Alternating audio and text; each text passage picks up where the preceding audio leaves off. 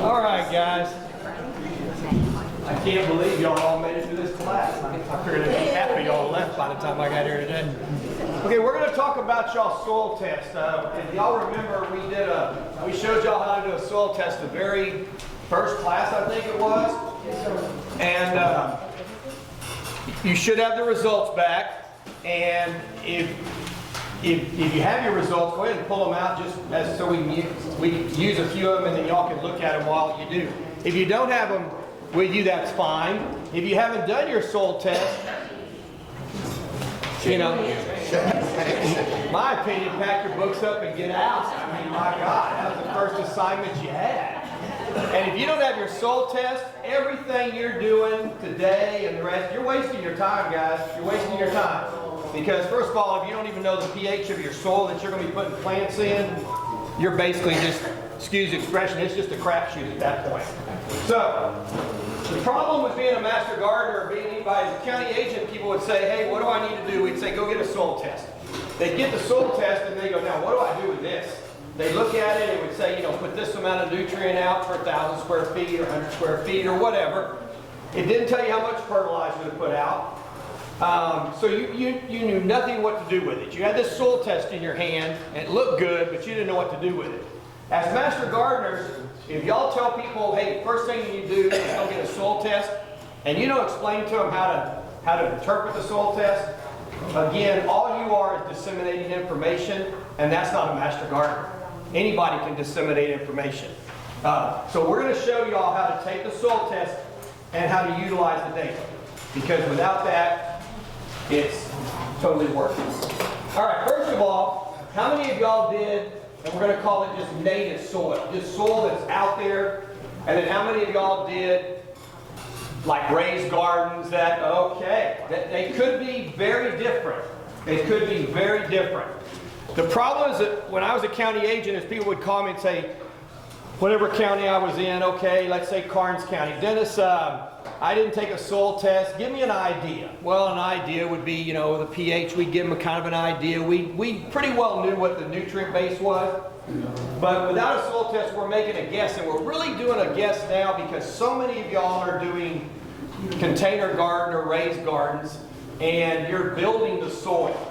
And so it is not a native soil anymore. It was never a native soil. And a lot of y'all are overdoing it, and some of the soil tests have come back showing that. I don't mean for this county, or for this group, but it has been. First of all, just let's go some general things about Guadalupe County. First of all, on a general basis, 7 pH is neutral. In other words, when you have a 7 pH, that's considered neutral. In a perfect world, we'd love to be 6.5 to 7. That'd be a perfect world. Now I'm talking about native soils. If there's anybody at 6.5, well, God bless you, because you are lucky. Native soil. Yeah. What is it? It's 6.7. Yeah, you lied. Something was done before that minute. I bet there's been some compost put on or something. The average pH for Guadalupe County is going to be 7.2 to 7.8. 7.4. 6.1 on native soil. What part of the county? Okay, heavy clay? Heavy clay. Well, good. Has anything lived under this soil? No. No. Well, no, I just did, and I planted it. And but before you took the soil sample. Oh, great, good. Well, that's why you take a soil test. But the average soil for Guadalupe County is going to be 7.2 to 7.8. That means forget planting azaleas, okay? It's not going to happen, guys. You can plant them, and if you want to put a soil acidifier on there constantly, and even 6.1 to 6.7, forget planting azaleas, okay? Forget planting blueberries. Blueberries need a 5.5. All right, we're not 5.5. So then that sounds container. Yeah, I got it. Yeah. Because I was looking at blueberries for mine. Yeah. 5.5 and 5.4. I was curious, was that native soil? Yes.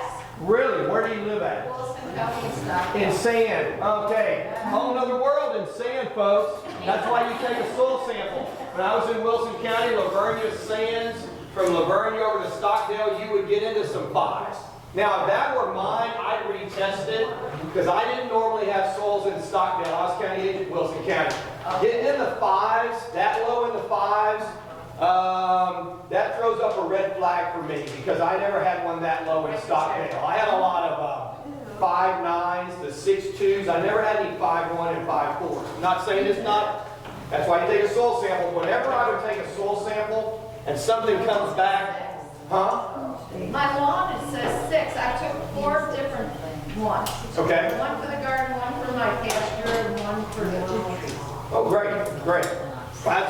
Each one is different. Yeah, 5.1 is, we'll just kind of go over some generalities. 5.1 would throw up a very red flag. I was in Wilson County for a long time and never had a 5.1 all the years I was there. So I would retest that area. Well, 5.4. Still, I never had one that low. I would that's nothing wrong with it. Retest. I would retest that just to be safe. There, Okay. all right. This is why you get a soil test. First of all, pH. Listen to some of them from 5s to 6s to most of y'all. How many most of y'all are from 7 to 8? Raise your hands, you're from 7 to 8. That's going to take the majority. I've seen you, you're 5s and 6. I understand you. You don't have to shake your hand. I got you. Yeah, I got you. You gave me all of them. You're not in the 7s. I understand that. Okay, but the majority of y'all are going to be in the 7s to 8s. Yes. But the reason you take a soil sample is for the outliers and see what it is. Now, for instance, if I have a pH of in the 5s, I better be careful putting compost and stuff like that in there. Yeah, I'm adding organic matter to the soil, but guess what else I'm doing? I'm lowering the pH. Do I want to take a 5.4 and lower it? No. If I have a 5.4, I bet you it might even have on the bottom that you need to add lime to that soil. Bet you if you look on the, do you have your soil samples with you? Yeah. Good. Yeah, I want to borrow this one in the 5. Okay, 5.5. Remember, I'm not paying attention to your names. No, my son, he buzzed up against me, his was 6'7", and then also was big. So, what if it says like nutrient recommended and they're all zeros?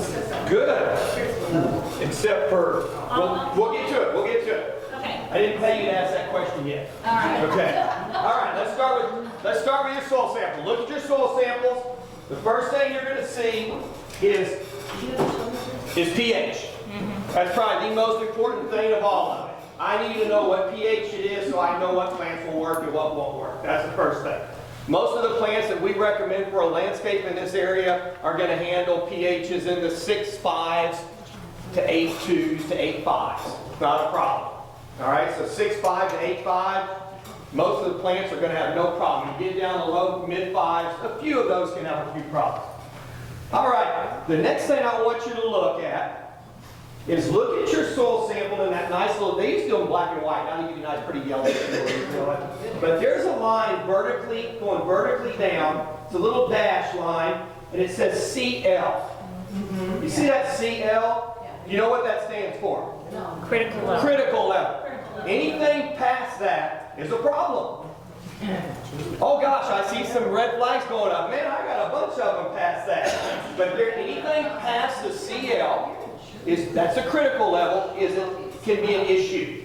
And we'll get into that in just a minute. But I want you to see that CL, because they give you these little bar graphs across there, so it kind of makes it easy to see. Because numbers mean nothing. If you see somebody that says nitrates are 4 parts per million, you're going, what the heck does that mean? I don't know what 4 parts. But if I see it past a critical level, I go, oh, that would be an issue. That's not. Okay. First one is nitrates or nitrogen. That's the first one that you're going to see. It says nitrates or nitrogen. Don't worry about conductivity. We'll get to that in a minute. That's not important. We're not running any charge to it. This is my Okay. In a perfect world, your nitrates or nitrogen, the nitrogen level should be low. Should be low. Why? We talked about it. Nitrogen is very soluble. In other words, if I have nitrogen in the soil, if I put nitrogen in the soil, whether it's an organic fertilizer or a synthetic fertilizer, as it rains, that nitrogen is being used up by the plants for growth, and the rest of it has a tendency of being leached out. It's very soluble. Soluble means it gets caught with the water and goes out. So, if I have high nitrogen levels, if they're getting up near the critical level or past the critical level, I'm just looking at a few of these while I'm talking about it. That's a problem, folks. That's not a good thing. What that tells me is you are loving your soil to death, and quit it. Quit it. Because I, as county agent, would get calls and say, hey, my tomato plants are 6 foot tall, but I don't have any tomatoes on them. Because your nitrogen levels are through the roof. What nitrogen means, nitrogen is for tissue growth. It makes things grow. Now, we do want things to grow, but we want, it's like people. We like the average person to be 5 foot to about 6 foot. We don't need the outliers at 8 foot 2. Okay, you're going to have issues. My point is we want plants to grow. We don't want to grow them to death. Because when you make plants grow faster than they should, you're burning up nutrients, which means they need more water. We don't need to be having that much water. Also, when you make plants grow more than they should, you weaken them. Just like making all of us say, hey, we're all going to go run a marathon real quick. All right? Let's go run a marathon. I doubt any of us would finish, but if we do, we would not be in good shape. If your nitrogen levels are way too high, the plants are going to grow way too fast, and you're going to have disease issues. Disease issues with high nitrogen levels, for instance, on turf would be brown patch. That's one of the biggest. A lot of your vegetables with too much nitrogen will have all kinds of leaf diseases. All kinds of leaf diseases. Some people say, oh, it's the water on the leaves. It can be, but a lot of vegetable gardens I see, the high nitrogen levels are causing disease issue with the vegetables. So, I normally want, when I take my soil sample, I don't want to fertilize first and then go take my soil sample. That'd be just stupid. Okay. I normally want my nitrogen level to be fairly low. And the reason being is that means the plants there are utilizing it and that type of thing. Now we have had some issues where people will put like a legume crop in and then till it under and build the soil up, and sometimes the nitrogen levels can jump pretty high then, but that's going to go away pretty quick. All right, the second number, or the second is oh yes ma'am. If you see a dash, you're within the critical, you're okay. Like left next to it, because mine showed a dash. Just one? On the nitrogen, both of them showed like a dash out beside. It had the number and then it had a dash under the CL. Yeah, but it's not, it's just one dash. Yeah, one dash. Yeah, She's got a height 45 It's a height. and 83. So is that, yeah, that's the garden. No, go back. Yes, you have a real problem. Okay, her nitrogen on both of those are past the critical level. It doesn't matter that it's one dash past the critical level. When you have nitrogen past the critical level, It's these dashes to the right. yes, see that dash and see the critical, you're one past there it. it But is. when you have nitrogen past the critical level, that means you've probably done a really good job of loving your soil to death. Chicken, man, high nitrogen.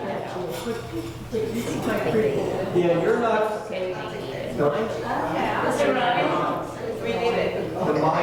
Okay, some of y'all are seeing minus, see a little minus in parentheses.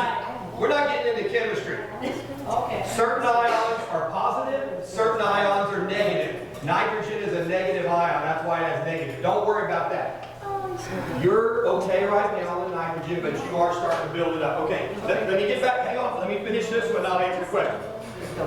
Any nitrogen that's past the critical level is an issue. It's not a problem because nitrogen can go away very quickly. But I'll bet you if you look on the end, out past that it says, I bet they're telling you to put 0 nitrogen out. Yeah.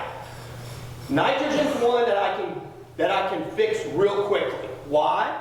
Because it gets used up real quick by the plants and it leaches out real quick from rains. So don't put any more nitrogen on and water. Is that what you do? We'll go over that when we get to that point. But yes. Okay. Okay. Phosphorus. That's the second one. How many of y'all are past the critical level? A few hands are going to go up. Okay. Our soils in this area of the state, on average, are high in phosphorus. And they're also high in potassium. We'll get that in a minute. So as a county agent, I would normally say your soils are going to be in the 7s. Nitrogen will be low. Phosphorus will be high. That's on the average.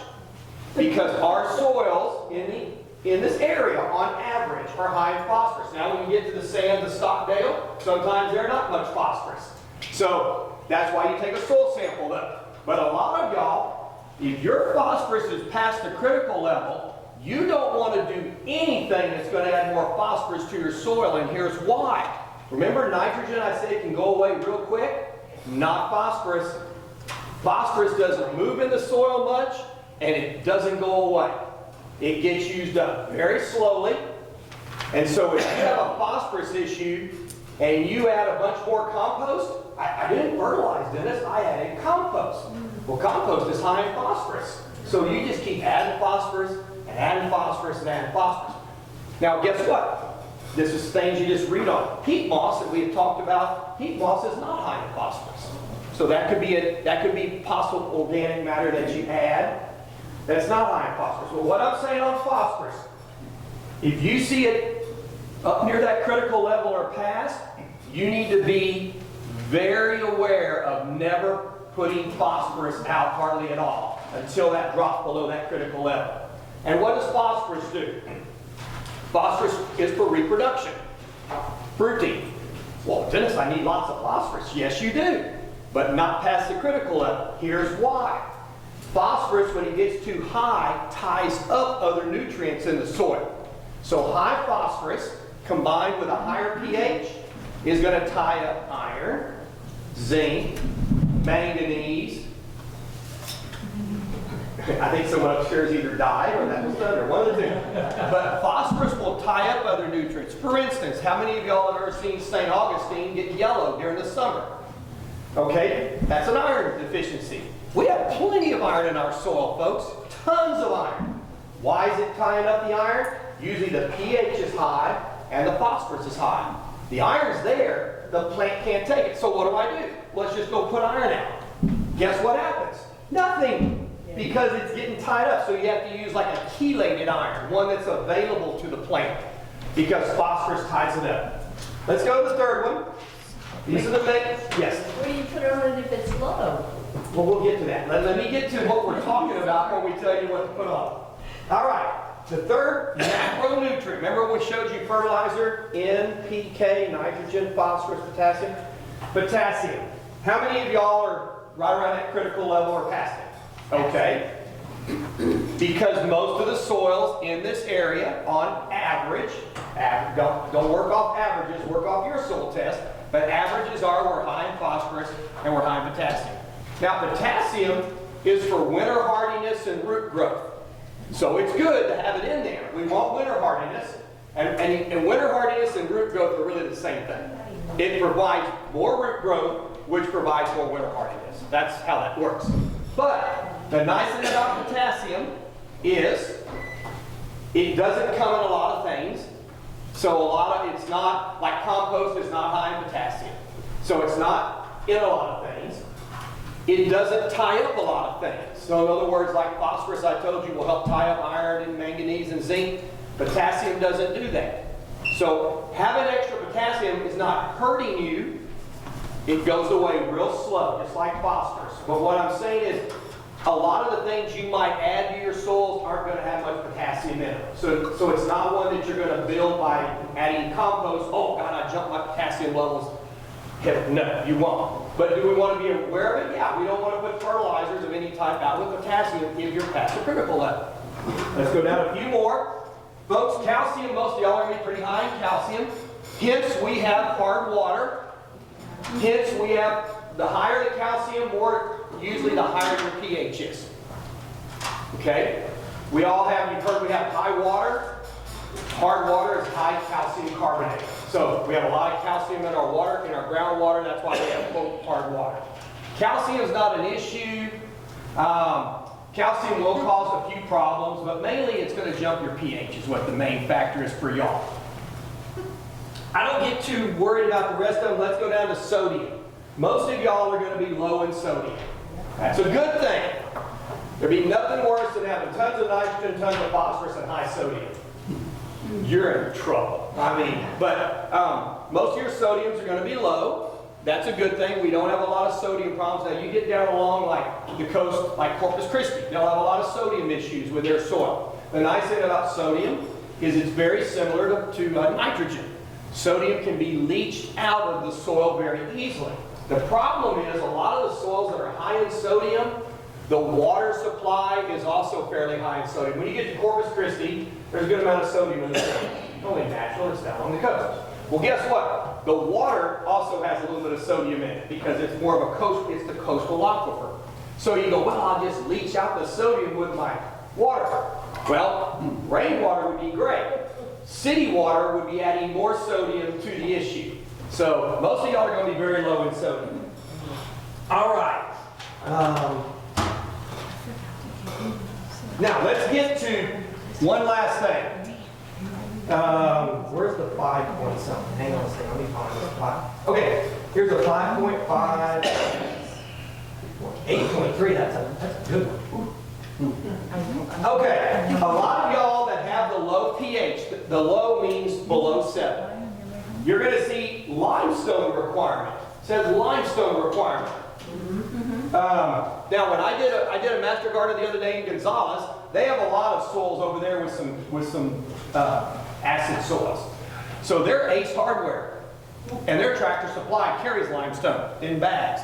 You don't find much limestone around here. So the limestone, what that's doing is, limestone is going to raise your pH. 5.4 and 5.5 is not good, unless you want to grow blueberries. You want to grow blueberries and azaleas, fantastic. But limestone, and it's in a powder, it's not a stone, but anyway, it's going to raise the pH, not permanently, but over a period of time. So they will say, like this one says, add 0.25 tons per acre. This one says 10 pounds per 1,000 square foot. It's what you sent your soil sample in. You send it in for a pasture, but like this one says add 10 pounds per 1,000 square feet. So this pH was 6. This one was 5.5, so they're telling you to add limestone. And basically it's a very fine powder that you add and raises the pH. Most of y'all are not going to have to worry about this. But the ones with the acid pH soil, you may have to check with your feed store or nursery because a lot of them around here are not going to carry limestone. If you get into an area like over towards Gonzales and back that way where the soils start getting lower and lower in pH, you can find limestone bags, 50-pound bags at any feed store or nursery. And basically, if you had to put it out, you put it out and it gets watered in. You don't have to water it in, it can just sit there until it rains. When I was in Wilson County, we actually had limestone applied per acre to a lot of soils that were real low in pH. Because here's another thing that happens with a low pH. High pH, remember I said will tie up things like iron and that? Guess what? Low pH will also tie up certain nutrients. It won't allow certain nutrients to be available to the plant. So the limestone brings that pH up a little bit so those nutrients can be utilized. Yes, ma'am? If this is where your cattle are, is the issue is what limestone they're feeding? No. Limestone can be, limestone actually can be mixed in as a mineral supplement in cattle feed. So it's not, now the thing when you get limestone, you want to buy the highest quality limestone you can get. Okay, the finer the powder, the better it is. The old days, they bring limestone. It almost looked like gravel that they were putting out. Well, it's great. You got it. It's cheap. Guess what? It didn't work. Never broke down. Just stayed there. So now they've learned that the powder, real fine powder, almost looks dusty when they put it out. That breaks down immediately and raises your pH. But most of y'all are not going to have to worry about the limestone. But if you do, like I said, get the powder and go from there. Yes, sir. That powder is so fine, and you put it down, if you don't get any rain, and the way the wind blows around here, that stuff could blow into your neighbor's yard. It could, but it doesn't. It's really dense. It's a fine powder, but it's very dense. I know logically you think, hey, that stuff's, well, we love to put it out and have it rain. That's the, I got lucky. I fertilized our entire ranch. It rained that night. Wow. Got lucky, but I've also put it out where it's laid there for 10 days. The best thing is to put this out and let it rain. Man, if I could, I'd go put it out today, and hopefully we're going to get some rain this week. But if it doesn't rain, it's very dense. It is a powder, but it's a very dense product, so it holds on really well to the soil. It doesn't blow much. Doesn't blow much. Thank you, sir. Yeah. All right, now let's go into what to do with all this crap. All right. You got all these numbers and you got the critical levels and you're going, I don't care about any of that, Dennis. Just tell me what the heck do I put out for what I asked for. All right. First thing y'all want to do is what fertilizer do I put out? I don't care if it's synthetic. Remember, no weed and feed. But I don't care if it's synthetic or it's organic. Just tell me what fertilizer. A&M will never do that because A&M doesn't know what fertilizer is available to you. If you're in La Mesa, Texas, you're lucky if you can find fertilizer. I mean, it's a very small town. So they're not going to go, well, go use this, and you go to the feed store and nursery and they go, well, we don't have that. Well, now what do I do? Because A&M said to use this. There's a couple of options. I do want to tell you one thing. If you'll look here to the edge, it says nutrient recommended. Y'all see that on the very far side? It has all those numbers, and it has those little bar graphs, and it has that critical level. But out past that, it says nutrients recommended. For instance, I'm going to read this couple of these. This was for raised bed, shrubs and ornamentals. They recommend 1.3 pounds of nitrogen and 0 pounds of everything else. This other one recommends 0.9 pounds of nitrogen, 0 pounds of everything else. This one's a pasture. I'm going to leave this one separate because this one recommends 0.9 pounds of nitrogen and 2.4 pounds of phosphorus. You think, oh my God, phosphorus. This is an acidic soil. Remember I said acidic soils have a tendency to be low in phosphorus. So a lot of this makes sense when you've been around it for 30-something years playing with it. But the nutrient recommended, again, as a master gardener, means nothing to y'all. Does this tell y'all? Okay, let's just work off this one. They need 1 pound of nitrogen. This is for a garden. This is per 1,000 square feet. They need 1 pound of nitrogen, 0 pounds of phosphorus, 0 pounds of potassium. Great. Does that mean anything to y'all? Can y'all all tell me what fertilizer you're going to put out? Y'all don't have a clue.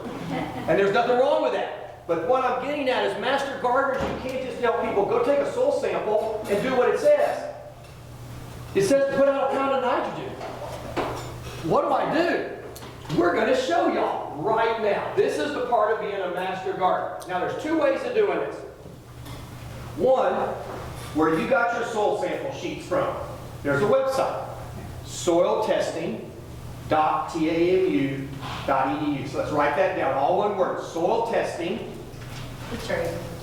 It's right at the bottom, but a lot of y'all have never read the damn thing. Soiltesting.tamu. Oh, now they're all looking at the bottom. Yeah, it sure is, right there. Soiltesting.tamu.edu. That's where you order your soil sheets from. You can get all that. If you want to just order sheets to send off for your soil samples, you can get it from. There is on there, if you go to that website, there's a fertilizer calculator. Okay? So, what you would do, but we want you to know how to do it, and I'll show you why. You would plug in these numbers. It would say how much nitrogen you need. You put 1, because this one said 1. How much phosphorus do you need? This said 0, you put 0. How much potassium do you need? This one said 0, you put 0. And it'd say, what fertilizers will you be interested in using? So you can type in 4 or 5 different fertilizers, 2100, 1810, I don't care what you type in. You push the button, and it tells you how many pounds to put out per 1,000 square feet of any one of those you chose. Great. That works great. I have a hay client in Sisterdale, Texas. He owns a big winery there, and he has some coastal fields, and he wants to make sure to keep an ag exemption on those coastal fields because the winery has it. So he produces hay. I do not get cell phone reception and where his coastal fields are in Sisterdale. So when he hires me to say, Dennis, here's my soil sample, what do I put out? Well, here, let me pull up it on the web. Oh, I can't get cell phone reception. You need to know how to do this, guys, because people are going to ask you, okay, what are we doing here? It's so simple. We're going to use this example here. This example, and you can use yours, but let's work off this one first. This one for a garden said to use 1 pound of nitrogen per 1,000 square feet, 0 pounds of phosphorus, and 0 pounds of potassium. All right. So first thing I'm going to do is What kind of fertilizer do I want to use? Something probably that's just nitrogen. Good too. Because this one had, and somebody would say, well, but you know, I can't, I don't, wait, who cares if it has phosphorus or potassium in it? Well, this one, the phosphorus and potassium are both past the critical level. So I wouldn't want to use something that has phosphorus and potassium. So in this case, there are reasons why we use an organic fertilizer. This is one of them. Because most organic fertilizers are going to be high in phosphorus, which is a good thing, high in potassium. Now here's why. Let me explain why organic fertilizers are high. Most organic fertilizers are animal produced. They're through a cow, through a chicken, through something. If I turn my cows out on the pasture, we know from research that they recycle about 75% of the nitrogen that they took in. They recycle 99% of the phosphorus, 99% of the potassium. They hold on to that other part, and that's the fertilizer you're getting. So it's got the phosphorus and potassium. So most organic fertilizer, if you read them, they'll be like a 244, a 243, or they've got a good amount of phosphorus and potassium compared to nitrogen. They're usually low in nitrogen, but good amount of, so I'm probably not going to use organic in this case, not because I don't like organic, because I don't need it, and I'm past the critical level on both of those on this soil sample. So if I use organic fertilizer that has phosphorus and potassium, I can get my nitrogen I need. But guess what? I'm making my phosphorus and potassium problem worse. And that's going to, especially in gardens, I see garden issues a lot. It's going to cause a real problem. So I'm going to go choose something with just nitrogen in it. Just nitrogen. And one of the easiest ones you can find, I can go down to most any feed store around here in nursery, they'll have one called 2100. 21-0-0. That's 21% nitrogen, which we've already gone over this, 21% nitrogen, 0% phosphorus, 0% potassium. Okay? That's great. Now, I need to use a pound of nitrogen, no phosphorus, no potassium. The master gardener, we'll just use Dominique. Dominique said, okay, why don't you go down and use 2100, it's just nitrogen, has no phosphorus, no potassium, because your soil samples showed that they were not only high, they're past the critical level of phosphorus and potassium. Okay. Wow, what a great job Dominique did. Wait a minute. Dominique told me what fertilizer to use. How much of it do I use? Well, I could go to the website and punch in 2100 with those numbers and it'll tell me. But I want y'all to know how to do it. Y'all should have gotten a handout. Take fertilizer calculations. Do you have that? If you don't, I have it. Here, y'all. If you don't have it, here, just pat. If you need one, grab one. We're going to go over it real quick. Also on the back of it, yeah, simple math. Good. On the back of it has some weed ID websites. I killed two birds with one stone. A lot of people want to know what weeds they're spraying. Well, it'd be nice to know what weeds you have. You might find out that's a sedge, not a weed, and a weed killer wouldn't work on it. So it has sites that shows you pictures of them. Yeah, just pass them around. Just pass them around. Okay. Oh, did someone get? I got one. Okay. It's on the back side. Some of these pages have been turned around. If it says web ID, just flip it over. Fertilizer's on one side, web ID websites are on the other side. Yeah. Normally when they hand me these back after a master garden, I put a clip on them and throw them in there so I use them again. If you don't know if you got one, just take one. No problem. We'll let y'all pass them around. All right. So the first thing you do is go get your soil sample. Second thing you do is get it back. The third thing you do is, okay, now what the heck do I do with this thing? It's just a bunch of numbers, and I don't know what any of it means. We'll let those finish getting passed around. I've got some more, if that's not enough. I've got some more in my... If y'all run out, is that going to be enough, or do I need some more? I've got some more. Yeah. I wasn't sure if he's going to be here today.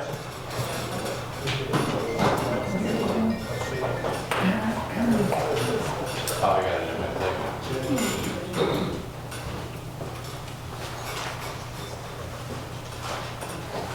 That's some more.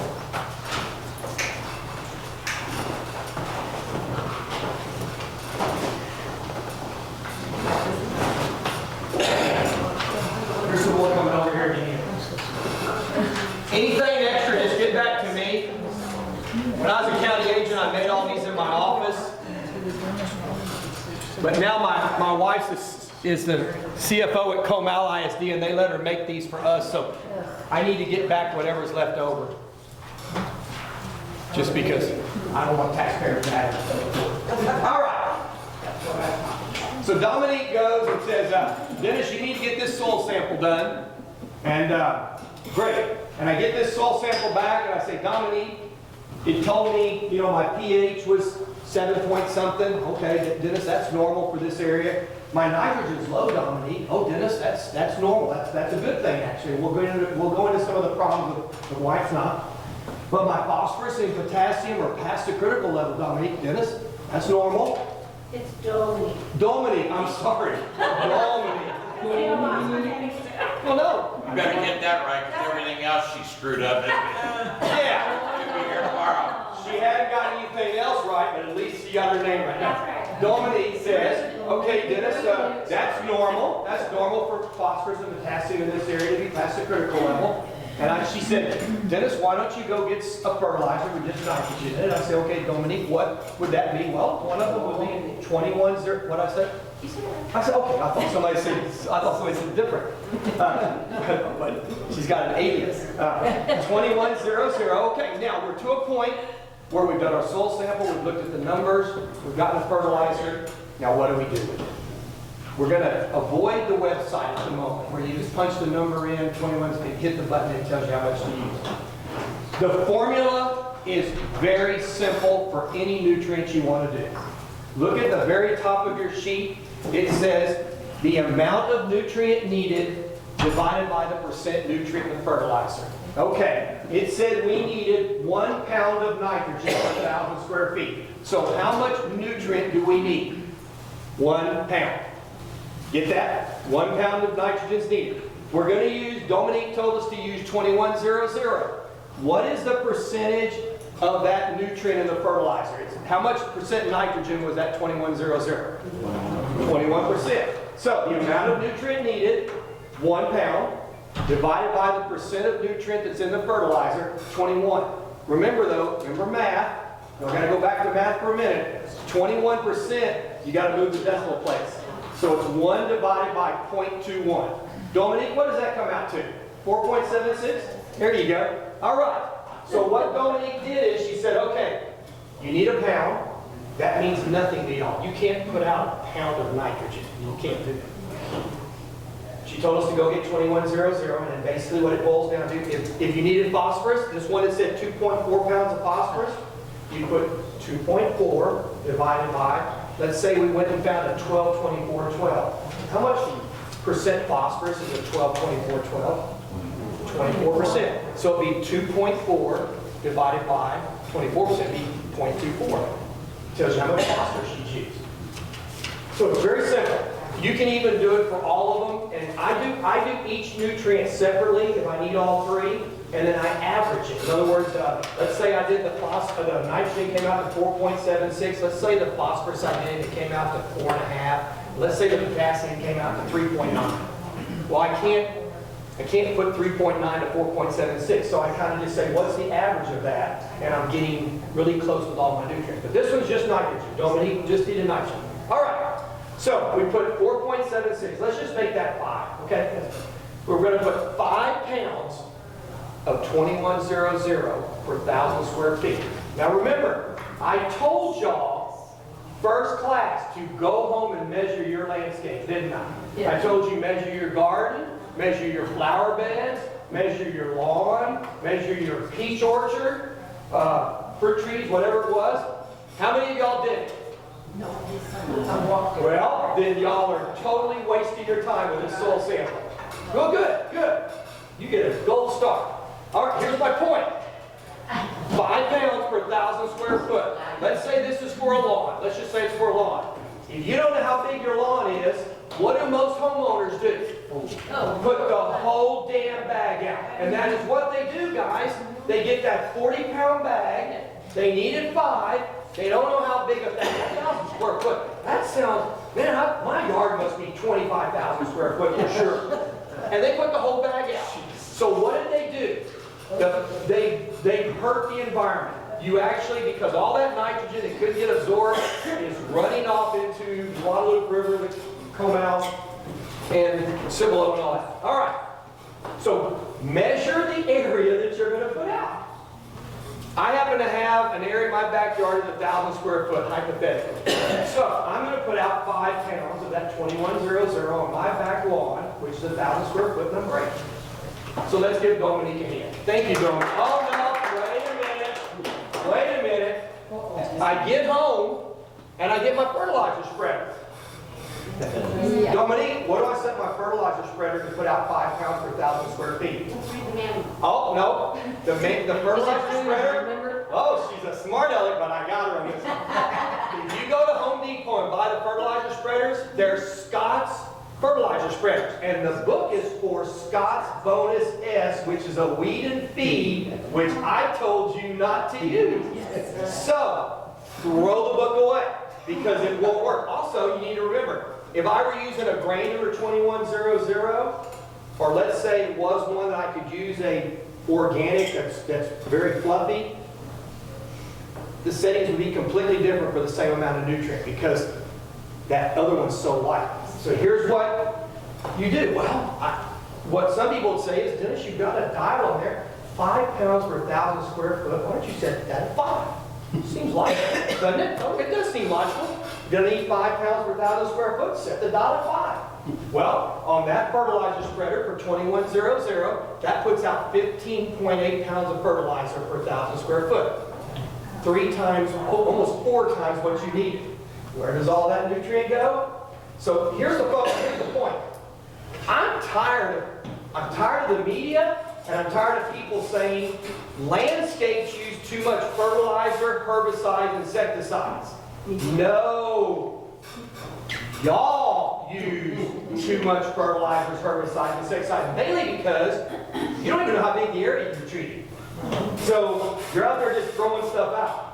So how do we do this? What's the best way to do it? Well, I'm going to tell you, on any fertilizer spreader you use, turn it to the lowest. I have a feeling that you are talking to us like we're men. No. Because we went and measured our yards. When I said anybody that raised their hand, you get a gold star. No, but not, there's a lot of women's hands didn't go up either. Whoever measured their landscape, I don't care if you're a man, woman, or anything in between, gold star. My husband thinks like. Oh, yes. Oh, men are a lot worse than women. Women usually are very analytical. Not usually. They are very analytical. Usually women, first of all, will read the book. Men, oh, hell, I don't need the book. Let's just start putting the thing together. I've got 7 extra bolts. Where do they go? We didn't need them, obviously. Yes, you did. My wife always says, let's read the book first. Oh, gee, no. And then I get to putting it together, and she goes, you were not supposed to do that step before that step. Yeah, I realize that. And I know her. So women, yeah, she keeps me straight. Ruthie knows my wife. Women are usually very analytical, and women, I would rather have women any day run my organization than men. Any day.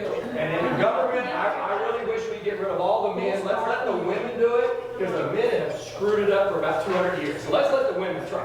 But anyway, my point is, if you haven't measured, go home, because most homeowners that I work with don't know how big the area is. And so what they normally do is they over-apply whatever it is.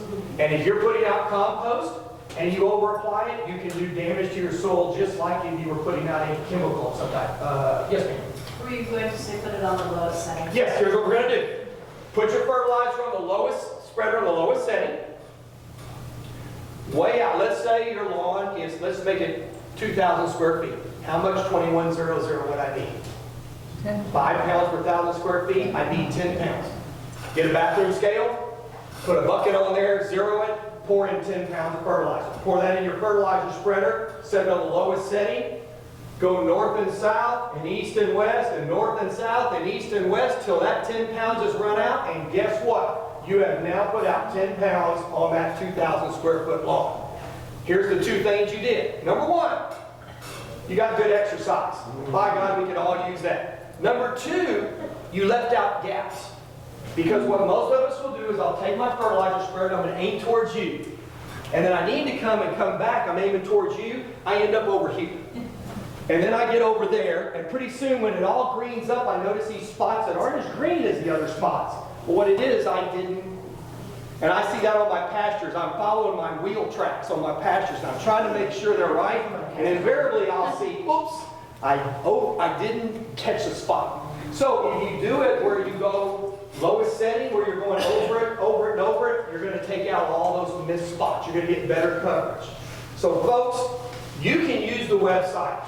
You know, put in 1 pound of nitrogen, 0 pounds of phosphorus, 0 pounds of potassium, 2100. Push the button and it said 4.76.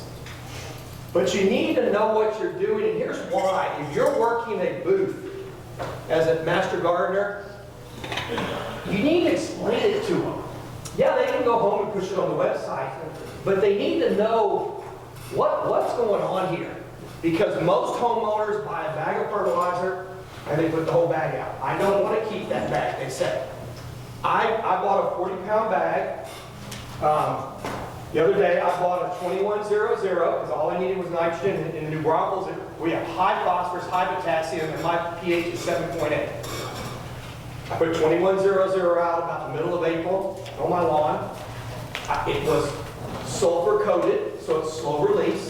It's 2100. Remember I told y'all the difference between organic and synthetic. Most synthetics are gone in 6 to 8 weeks.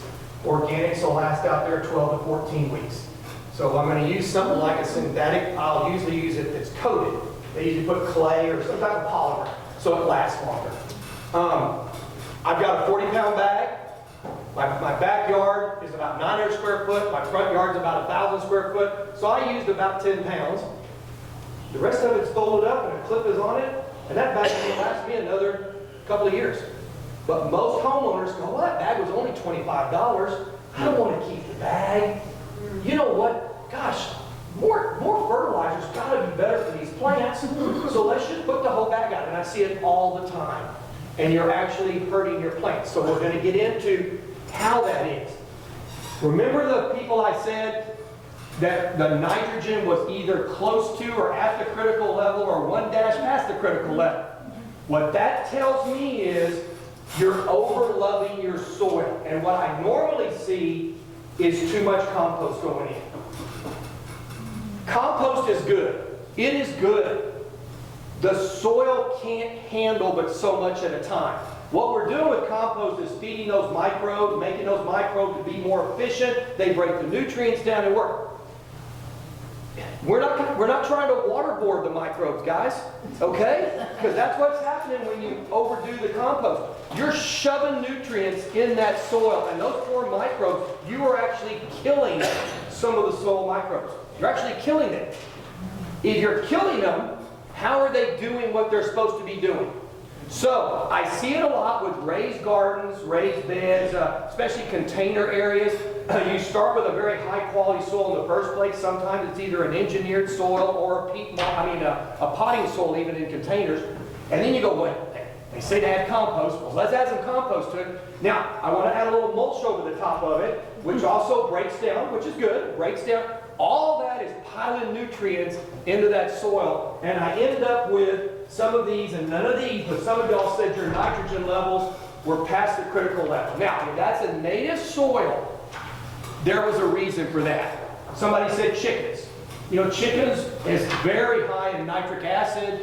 Yes, if you have a chicken area, that could be very high in nitrogen.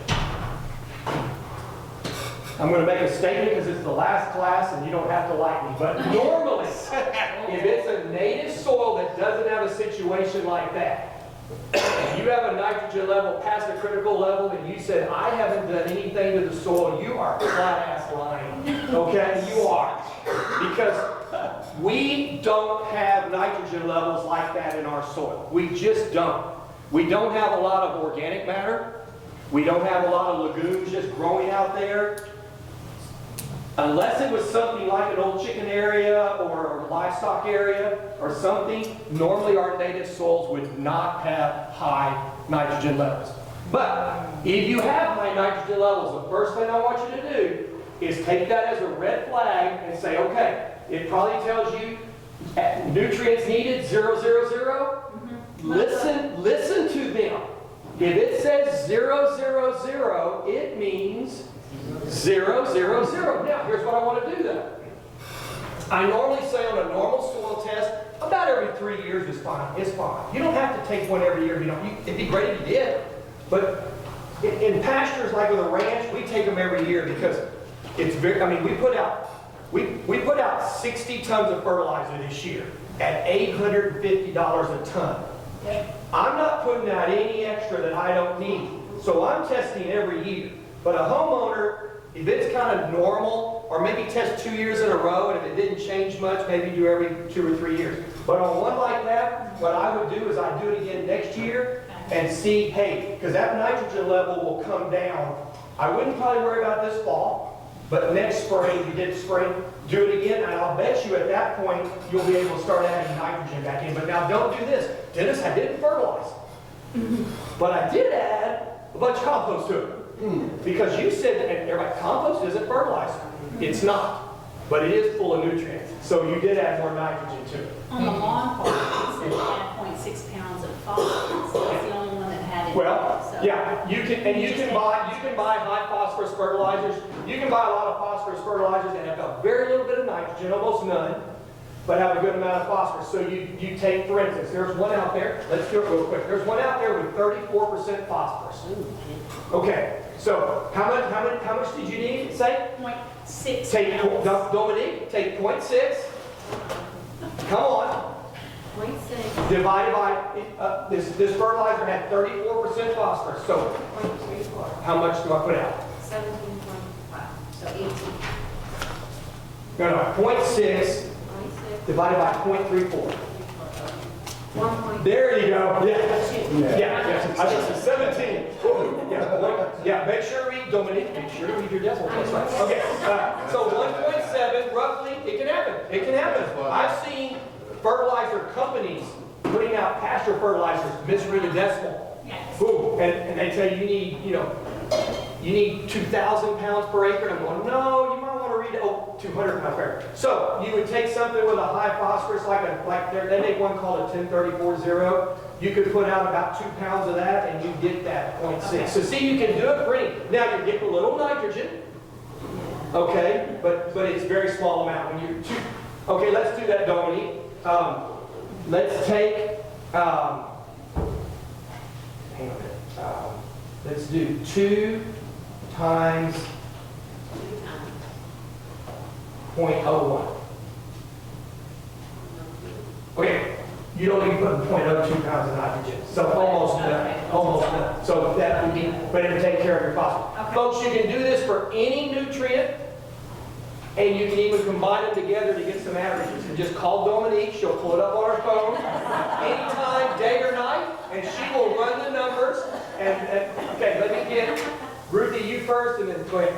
I have your comment about unamended soil and raw soil. I took what I call my lawn, out on the edge of the pasture, but underneath, sort of on the edge underneath some oak trees, and it hasn't, a lot of deer maybe out there, and a lot of leaf litter from the trees maybe, but if my pH was 8.0, but everything is well past the critical level. Even the nitrogen? Yeah. Okay, you could have a couple of situations.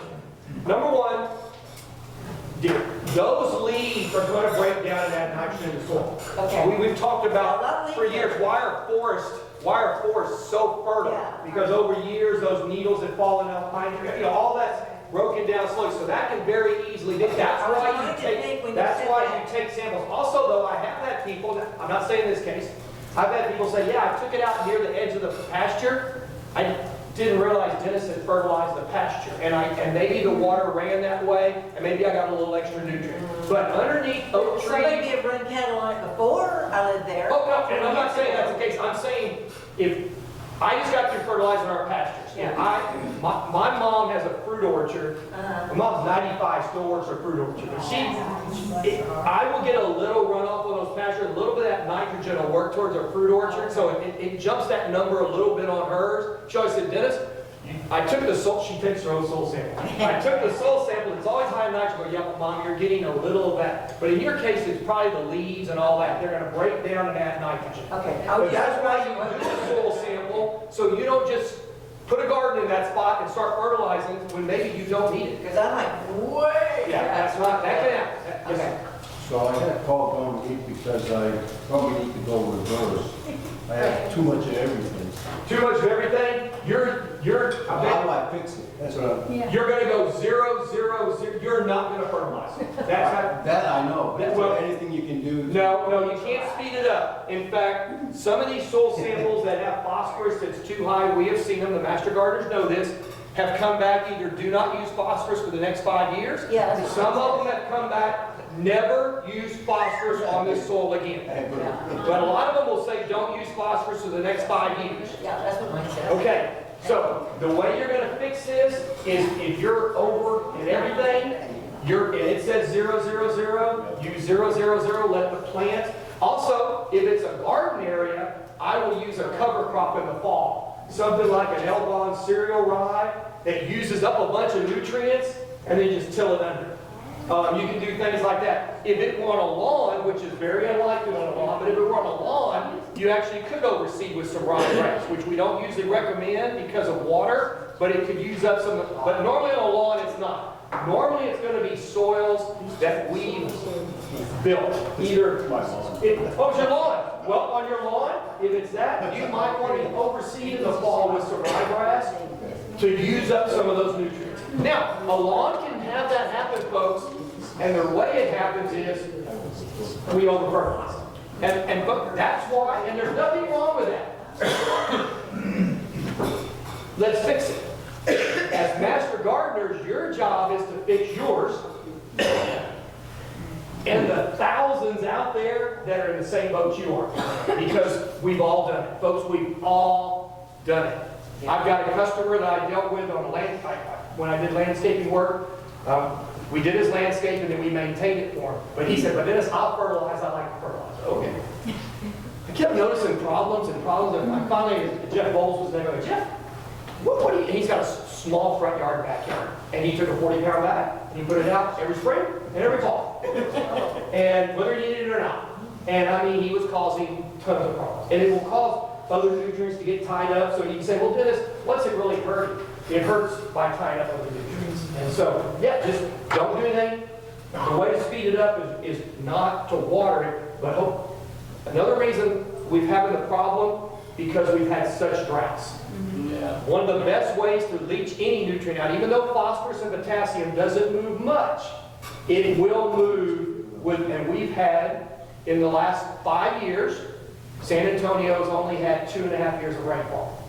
So nature hasn't helped us a lot either. Now, I do not recommend going home and turning your sprinklers on and trying to leach out, because that's very expensive and we're wasting water. Nature will take care of it. What I would do on yours is on that sample, I would take one every year for the next few years and just watch it. And it will start to creep down. What it'll find is the nitrogen will start to creep quickly. The phosphorus and potassium will be very slow. That's okay. Once the nitrogen gets down, you can just use that 2100 that Dominique said. Call her, she'll run the numbers for you. And then you won't have to worry, but you may never have phosphorus and potassium in that lawn again, which is fine. Yes, sir. You were going earlier over all these charts and stuff, and you put the pasture one off to the side. I'm not a rancher or anything, but I'm curious, what does that one read? Okay, well, this pasture one's going to say, it says 40 pounds of nitrogen, 60 pounds of phosphorus. It's the same, okay. My pasture, we can do this, real simple. My pasture needs between 70 to 80 units of nitrogen. My native pastures need nothing. That native pastures you do not fertilize. My introduced pastures, coastal, this is coastal. Yeah. It needs 70 to 80 pounds of nitrogen. That's all it needs. It's for grazing. Let's run the number. We can show you how to run it. Okay, it needs 70 to 80 pounds of nitrogen to be put out. per acre. All right? I used 4600. Dominique, let's run the numbers. Let's put out 70, I need 70 pounds of nitrogen. So 70 divided by 0.46. 152.7. And I put out 150 pounds to the acre. So I put 150 pounds of 4600 to the acre, and I missed it by 2 pounds. But you set those big fertilizers. But see, you can do it for a pasture just the same. But here's my point. We're putting out larger amounts. Ag people are not abusing chemical, folks. You know why? My herbicide for a 2.5 gallon jug for broadleaf weeds is $95 for 2. Do you just think I'm going to double it for the heck of it? No. We're putting out as small amount as we can. If we need it, if we don't need it, we don't need to put out. But fertilizers, you're putting out 5 pounds, I'm putting out 150.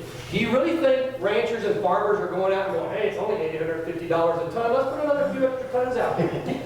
We have found, research has found, that the environment is being abused more by homeowners, way more than ag. I'm not saying especially that ag hasn't done its, DDT and those terrible chemicals that were out that have done horrible damages to nature. Those guys, they're off the market. They don't even make it anymore. We're finding that more chemicals are in sewage sludge now than anything. A lot of sewage sludge, they're not being able to use anymore because they have forever chemicals. They also have pharmaceuticals in them. Everybody dumps their pharmaceuticals down the toilet. And I guess your yard can get high as a kite like this, or get too much antibiotic. But my point is, a lot of our sewage sludges that used to be used, they can no longer use them as a fertilizer that you used to be able to go pick up sewage sludge and put it out on your lawn or landscape because of what we call forever chemicals, those are chemicals that don't go away, usually heavy metals. We're finding a lot of them in sewage sludge. So my point is, research is showing, let me just give you the number, that homeowners are doing 31.7 times the damage to the environment than ag people are. And it's not because they're trying, it's because of lack of knowledge. Ignorance. It's pure ignorance. Or they didn't read the book, which they should have. And here's my point. I told y'all to go home and measure. Let's say Lynn has a garden and it's 500 square feet. She measured it, and she needs to apply something. Powdery mildew got on her cucumbers and her squash, and she needs to apply whether it's an organic or synthetic. I don't care. And it says to put out 1 tablespoon in a gallon, and that'll treat her 500 square foot that just happen to be all squash and cucumbers and things like that. Well, most homeowners, what we told y'all they're going to do? Well, if 1 tablespoon's good, shoot, 4 ought to really, I don't want to spray this again. I want to get rid of it the first time. Let's put 4, and I don't know how big my area is because I never measured it. So it's got to be big. Let's just spray it and then go over it and spray it again. Normally, I actually damage my plants, and I took a fungicide, which is the most dangerous of all, and just poured it into the environment. And guess what I killed in the soil? Tons of microbes, which then, Vic, those microbes are going to eat up all those nutrients we want to eat up in yours. I killed a bunch of them, so they can't utilize those nutrients. You see what we're doing? So I get tired when I hear people say, I want to do this or I want to get rid of this because it uses too much herbicides, insecticides, fertilizers, all that. No, folks, it doesn't. I've got a 40-pound bag of fertilizer. It lasts about 3 years. I've never used a herbicide. I can pull the few weeds that come up. Insecticides, I either wash them off, or I know this sounds stupid, I get a dust devil. You get the leaf-footed bug, they'll form little clusters when they're little. Go out there with a dust devil, suck them up, you no longer have leaf-footed bugs. Never used a chemical. Leaf-footed bugs, have you ever seen tomatoes late in the summer that have all those yellow spots all over where they've been stung by the leaf-footed bug? When they suck on it, they sting it, put a toxin in there, it gets those hard spots. Oh, yeah. Why do I need, and everybody's out there spraying the leaf-footed bug as it's flying around. It's too late, folks. You gotta get them when they're small, and they're all in little clusters, and you can get rid of them real quick. But you can actually do it with a water hose, or literally you can vacuum them up. And A&M has said that, not Dennis. But I use a little dust, my wife will hear me. And they're gone, and we don't have any leaf-footed bugs. Yeah, you can, but my point is, homeowners have a tendency, because of ignorance, to use a lot of things. The reason I gave you this Weed ID website, if you've got a nutsedge, and you're spraying a broadleaf herbicide on it, ain't gonna work. And guess what it did? Added a chemical to the environment. So the point is, Dominique, you made a good point, and it's not a bad thing to say ignorance. As master gardeners, I want to finish with, before we take y'all to your landscaper, your job is not to soak up all the knowledge y'all gain. And I know y'all gain something from all the other speakers, none from me, I know, but your job is to help other people not be ignorant. Now, you don't want to make them feel ignorant. You don't want to go up and say, you're ignorant. Let me tell you what you need to do. You know, Clayton, you're really dumb. You screwed up. You and Vic have really messed y'all's place up. Let me tell you. No, but explain it to them. A lot of times the light will kick on. You know, a lot of people go, I don't want to calibrate a fertilizer spray. I understand that. They're not hard, but they're pain. Don't calibrate them. Just set them at the lowest setting. When out you need it, and go over and run out of that amount. Don't need to calibrate. Yes, sir. Ah, yes, don't need it.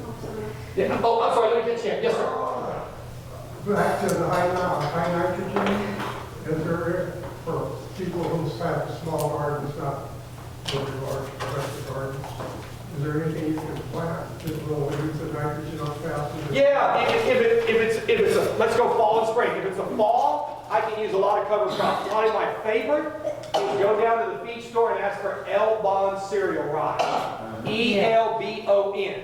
Now, how did they come up with Elbon? It was developed by the Noble Foundation in Oklahoma. Spell Noble backwards. Elbon. Okay, so Elbon cereal rye does two things. It's a trap crop for nematodes. And nematodes will get on tomatoes and form the knots all over the tomato roots, and you don't get a good tomato crop. Root knot nematodes. It's a trap crop for them. They get into the roots of the Elbon, and it traps them and kills them.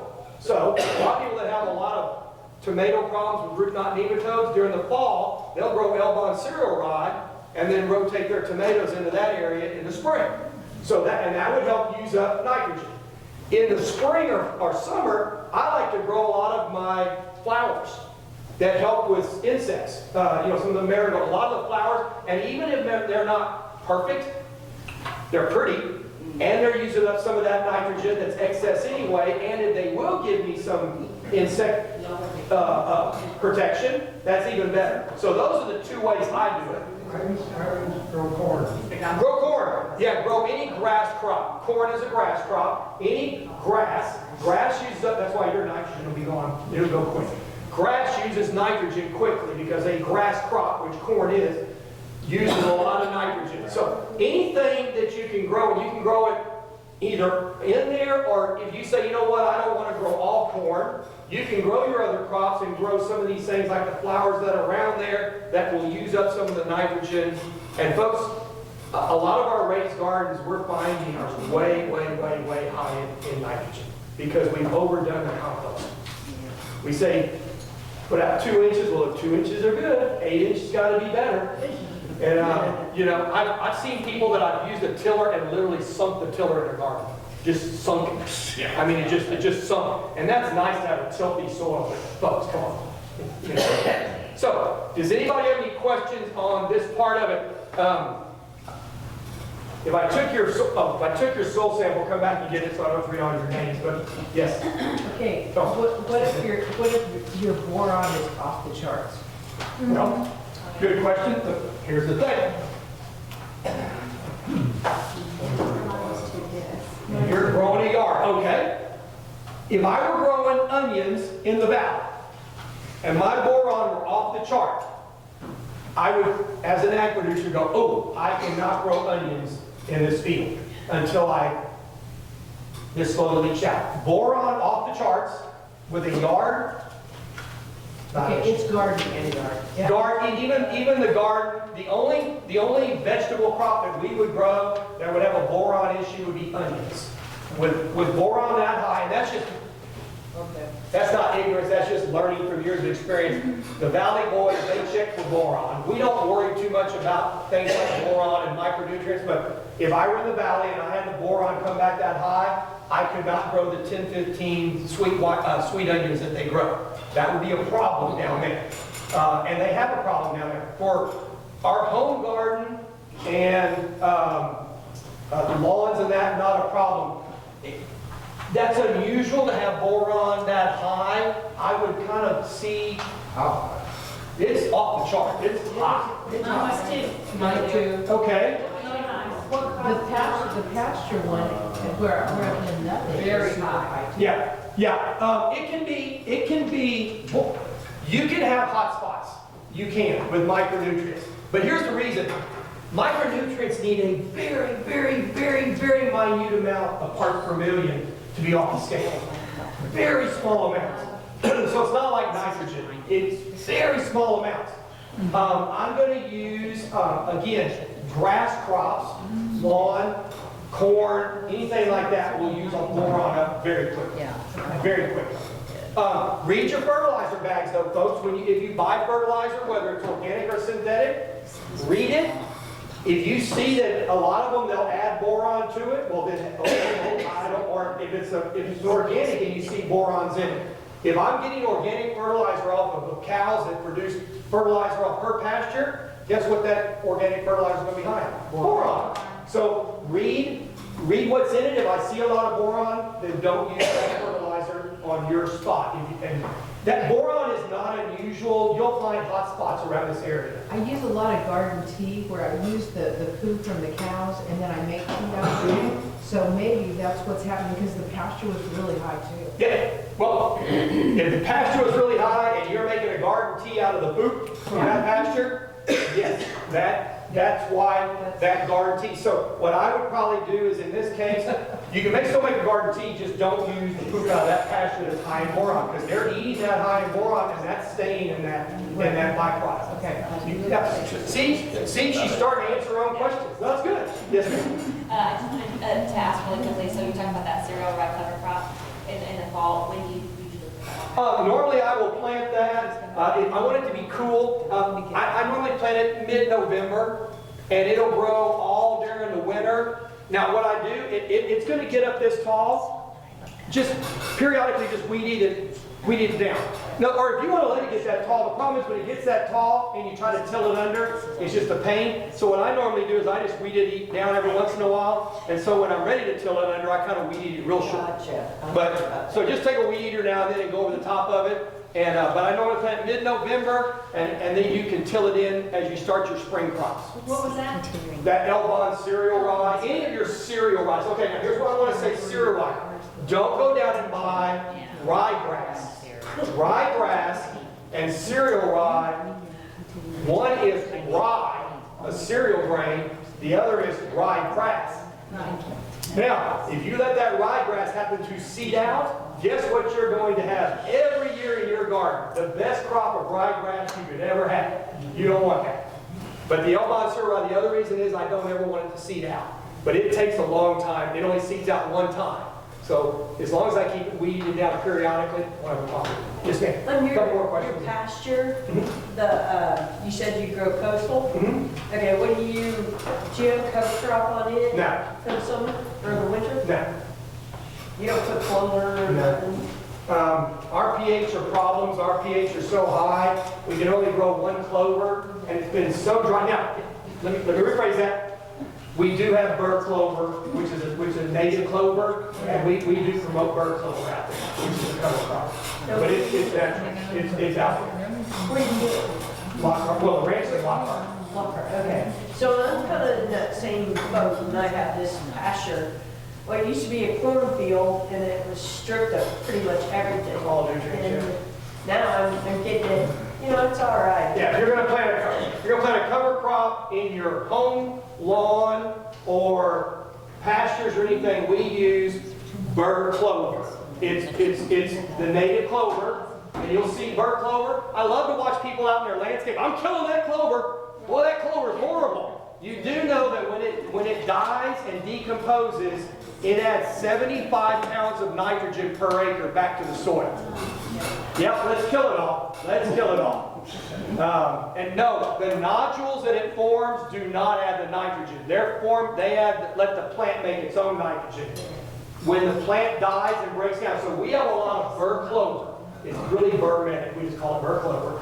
And that grows, we let that die. In other words, I let it seed out completely before I would go in and spray any weeds. So once the seed is formed, I'm not hurting it. And then every year it comes back, the cows graze on it, and it also adds nutrients to the soil. So, and you can buy burr-medic seed. And it has those little burrs. It has little birds, but they're not sticker birds. They're not like a sticker bird. They call it bird, and the reason is nature's a real smart beast. That little bird gets caught on an animal's leg, and guess what? They go somewhere else, it falls off, and it's their natural way of spreading it. So that's one of my dog's tail. Yes, yes. It's common. Yeah, it will. If you have a hairy dog, you don't like bird clover. Yes, ma'am. One more. I think I missed the boron, or the Elbon. What was the purpose, to raise nitrogen? No, Elbon is okay. Any of these are what we call green chop. We're adding organic matter to the soil. That's the first reason we use anything like a cover crop or Elbon. Elbon can also be used, it was first designed to be used for root knot nematodes. We found that when you have root knot nematodes in mainly tomatoes, there are other things, but we find them in our, when you grow tomatoes on top of tomatoes on top of tomatoes, you are going to get root knot nematodes. When you pull up the roots, people will say, Dennis, I have a tomato that's actually a legume. Look at all the knots on the roots. No, you don't have a legume, you have root knot nematodes. And what happens is it ties all the nutrients up and the plant just kind of doesn't do well at all. Elbon cereali, number 2, other than being a green chop, it will trap. The nematodes go into its root system and it traps them. They can't get out. Kills them. Natural killer. But the third thing we were saying is if I had a high nitrogen maybe in a garden and I wanted to use it up, I can even plant it in amongst the rows. If I can plant tomatoes and I've done it for plant Elbon cereali all around my tomato plants if I want to use up some extra nitrogen. So that's the 3 things you would use it. We mentioned it to use up nitrogen. Or any other, Or any that's high. that's high. Phosphorus, yes, it's going to use up, anytime we have a cereal crop, they're going to use up a pretty good amount of nitrogen, phosphorus, and potassium. Is that why you're supposed to shift what you're growing? Absolutely. You always want to, that's why you want to rotate your gardens. If you'll read any literature, they'll show you what crops to rotate. You wouldn't want to rotate carrots and tomatoes. Guess what? Carrots are going to get root knots too. So if you plant carrots on top of tomatoes, those two, you love to rotate a grass crop. A simple one would be corn. Another one that we rotate a lot on our tomatoes, I like to put my spinach, lettuce, cabbages, those kinds of things where I'll plant my tomatoes. So I never plant tomatoes on top of tomatoes ever.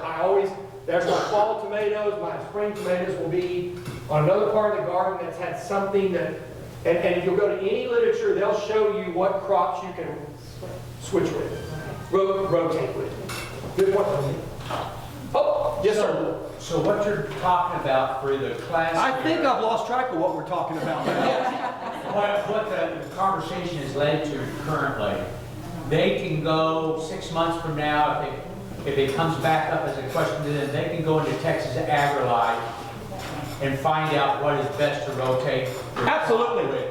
If you'll go to that Aggie horticulture, have a lot of different. If you'll go to Aggie Horticulture, and go to that website, aggiehorticulture.tanu.edu, it will show you rotational crops. It'll show you how to rotate vegetables where you're not. One of the biggest things we found on homeowners is where they don't rotate their vegetables. Yeah, and I think it's done regionally. Yes, it's done regionally. State like South Central Texas or whatever. And this is another reason that I definitely get Texas Gardener.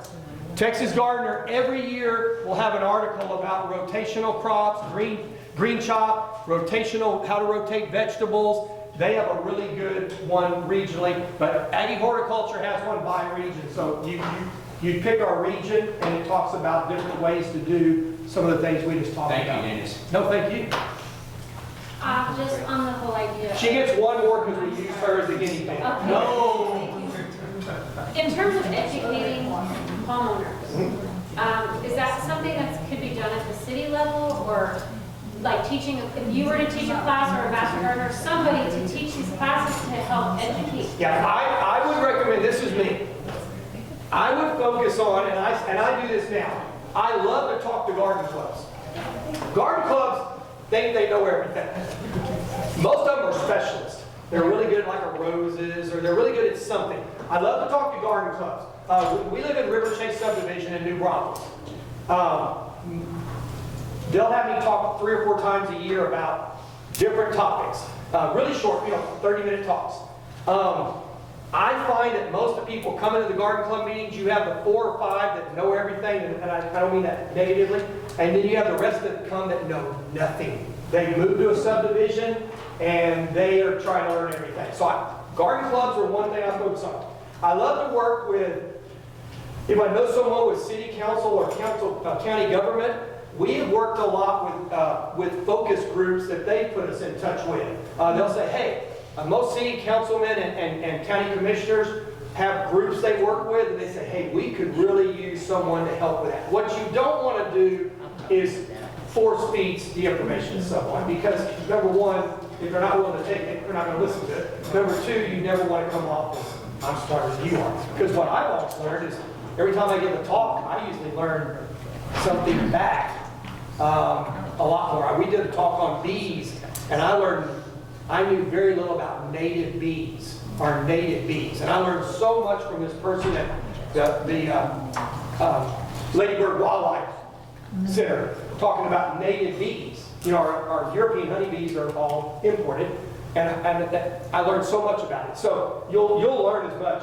I would recommend, and again, I don't ever want to get into, I would recommend master gardener groups. We worked with, as county agents, we worked with Home Depots and garden centers. We worked with Burns Nursery, used to have a nursery out in Vernon. We'd do a deal on Saturday, and we'd give a topic, and then we'd have just a table that people could bring samples, ask questions, and that was very useful because they felt comfortable coming up kind of, no one wants to raise their hand in front of a whole group and go, man, this is going to sound stupid type thing. So focus on small groups. You'll get a lot more done with small groups, and then let the word of mouth. The best thing we can do with master gardeners is train them and then send them out and let the word of mouth start to.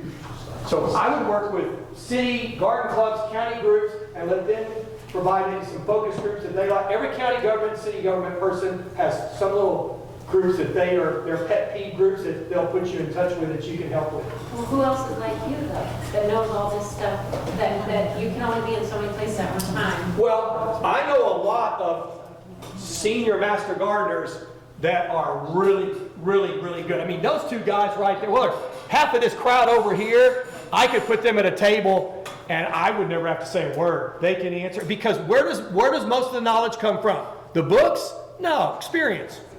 I've failed so many times, and I've learned, oh, that didn't work. So I would utilize it, since you know something, I would utilize some of these. But go ahead. For those of you that are interested in getting involved in presenting different topics, okay, we have extended classes that you can get into. You can become a speaker talking about different topics that you're interested in. So that might be something that you would consider. And if you do, let us know. One of us 3, let us know, and we'll get you into something like that. And do your research. Here's why. Go ahead. Some master gardener speakers are wonderful. Okay. Some would bore the paint off a wall. I mean, they are just, usually it's the men. Usually the women are really good. Some of them, they get up there and it's kind of their pet peeve and they know everything. And when you're done, you're going, oh, just kill me. Just kill me. I can't take it anymore. So, there are some, I have heard some excellent speakers, a Master Gardener Speakers Group that have gone through trainings in all counties that, I mean, are really good. In fact, their job is to train more, my job is to train more of y'all. And I don't need to come talk to y'all for anything. The point is, those speakers groups through Master Gardeners, there's a lot of really good ones. Another group for this area that will come down is people from the Lady Bird Johnson Wildlife, or Wildflower and Wildlife Center. They have a number of speakers that will do it for free, and they're really good at specific topics like native landscapes, pollinators. I heard this gentleman, I was on the topic, and I was doing landscaping, and thank God, most of the plants I talked about he liked as pollinators also. And he talked about pollinators, and so they provide a lot of speakers. Okay, thank you. I'm gaining all this information, right? Some of it's falling out of my brain, but I don't want to leave this experience and not go make a difference somewhere. But I don't have a lot of experience. Sure. So I have to go get my hands in the soil and do all these things, but it's a lot of information. And we learned this back in the old days, agents were assistant agents. You had to be an assistant agent for 2 years in the old days. Now they just throw you out the gate. For those first 2 or 3 years, all you did was shut up. I mean, you had to work 4-H, and you shut up and listen. And you absorbed everything you could absorb. And I recommend when you bring these speakers in from these different groups that you introduce them and sit there, and it's a good way for you to sit back there as a facilitator, learn just as much as everybody in the audience learned without saying a word. Also, there's people in here, gardening's probably the easiest. I know Miss Karen, and I don't know everybody here, but I know Ruthie, and her passion is gardening. If I needed to know how to grow asparagus, because I don't grow asparagus that often, I know Ruthie grows asparagus. I know you've got some coming off right now. Yeah. That's because my wife follows you on Facebook, so that's how you know. But my point is, every Master Gardener group will usually have an expert in something. Maybe fruit trees, maybe roses, and you might get to know them. But I know Ruthie, Ruthie's our gardening. At San Antonio Stock Show, we always ask Ruthie, we sit there and talk about gardening, usually in between breaks. So we go work steers and we talk gardening. So when my tomatoes go belly up, I call you. Yeah. But my point is there are a lot of resources, and I would work with y'all's leaders to help provide some of those, and then you can also get involved in becoming one down the road. My point is this: if all you're going to do is come in here and get all this knowledge and go home and never give it back to anybody, you wasted yours and my time. You really did. Yeah. Because, all you did was gain information for one person rather than share it. And quit thinking, I get tired of people going, well, I don't care if we messed it up, I'm not going to live forever. How about those 2 young people right there? Let's not screw their world up, okay? We've done enough to screw it up. It's not fair that we screwed it up and then hand it over to them and go, y'all fix it. So we do have a responsibility. All right, let's take a quick break, or do we want to, let's take a quick break and then we'll tell them how to do the landscape. Is that good with y'all? Okay. Okay, break it smaller. Here we go. Just shut up and listen, okay? We're used to that. All right. Y'all are about to break up into groups. And what I want y'all to do, I think there's going to be 7 groups of around 5 per group. You're each going to have 5 minutes. Okay, first of all, y'all need to elect someone that will give the presentation when you come back. You need a recorder. Y'all are going to have these big flip charts, and basically you're going to write someone to write that you can read. Someone that's got decent writing. Y'all are looking at each other. Y'all don't know what groups you're going to be in. So y'all are going to be assigned. But anyway, what I want you to do, y'all are going to have 30 minutes in your group session. Each one of y'all is going to have about 5 minutes to talk about your landscape. What I don't want is for you to shove your wonderful landscape down everybody's throat. Well, let me show you what I'm going to do. And I've got all these wonderful plants and all that. I tell you what we're more worried about is the issues you have with your landscape. What issues are you encountering? Whether you want to do gardening or whatever. Guys, I have a drainage issue. I've got a real problem with light. I've got a lot of shade. Whatever. I want to know more. I don't really care how pretty or ugly your landscape drawing is. I want to know, as you were drawing it up and thinking about it, what are the issues that you're encountering with your landscape? That's really what I want y'all to throw out, because when y'all come back, your presentations will be mainly what issues you are seeing. And guess what? You're going to be surprised how many of the groups the issues overlap. I've been doing this for 15 years with this group, and really y'all don't even need to go into your groups. I could just draw a flip chart up here and tell y'all what y'all are about to tell me, because I've heard it year in and year out. A lot of the same issues come back, from too much sand to too much shade to water sits there and I can't grow anything to you name it. So 5 minutes. Y'all need to have, whoever the group leader is, needs to time y'all. And I know 5 minutes sounds like a long time, but I sat in some of these where the first person, 20 minutes later, they're still going at it. So 5 minutes per person, a little overview of your landscape, but mainly what issues are you encountering that you're having to deal with on your landscape. Record those, kind of general. You don't have to get real specific. I don't want to hear cut ants. Okay, I understand that. You may have an insect issue, but try to be more general. I'm having a problem with light, drainage, those kinds of things. Utilities, rocks.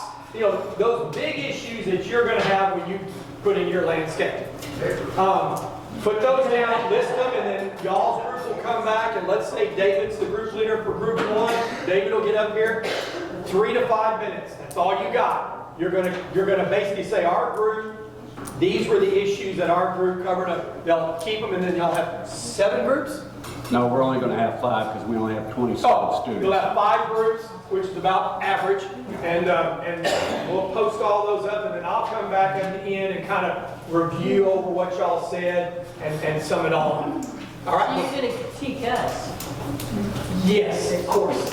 Yes. So, question? Can we have a group timer for everybody instead of having to find it out in our... Well, each student will have 5 minutes to talk. Yeah, I got that. But... And then after everybody gets done. We've always done it where the group leader or the mentor, let's do it this way. Do we have a mentor for each group? Well, we have mentors, we don't have one for each group. Just use the 5 minute time. Yeah, just somebody in your group that doesn't have a problem cutting someone off. Now, don't cut them off if they've got 3 more words. Say, hey, you got you're at 4 minutes, 4.5 minutes. Just let them know. But we just don't want someone, we've had problems when we first started, someone would go 10 minutes. And then the other group has, by the time Vic gets to it, he goes, I have a landscape. That's it. You know? The team leader will be the one keeping the time. All right? So each student has 5 minutes to talk about their landscape issues. Okay, you follow that? Yep. And that team leader will be the presenter, and then y'all need someone to be the reporter. The team leader writes down those things, and they're the ones that present. Okay, what we want to do, we got 5 per group. So I want you to count off 5. Okay? 3 of them will go, 3 groups will go upstairs. And you'll follow 10 and go up there. 2 of the groups stay down here and do their thing down here. Okay? Okay. And remember when you get in a group, select a group leader. And then we'll get proceeded on that. Okay? So count to 5, and those 5 will go.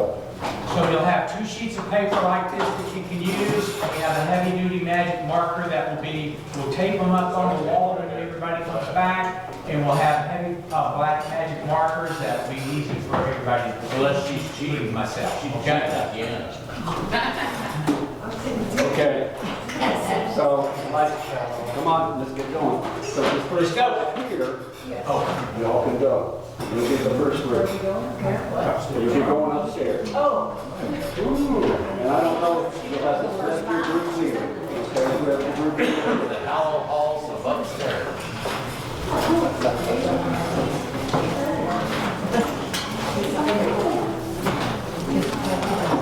Okay, the next 5. 1, 2, 3, 4, 5.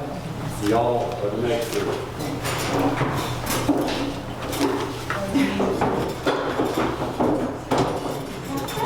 You want me with this group? You're going to be in the second group here. Okay. So you 5 are in the next group. 4, 5. Where are we going? Are we going upstairs? We're going to the Howell Halls of the Master Garden. Okay, let's do it. 1, 2, 3. 1, 2, 3, 4. Go ahead. Y'all will go here. Upstairs.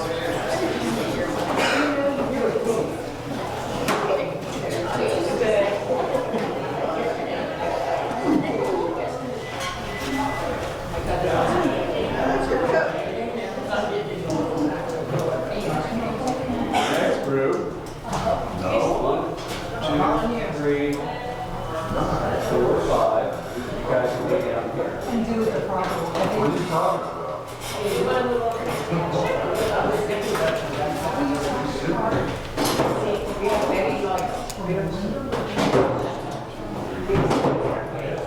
Later, are you going upstairs? Where do you want us up there?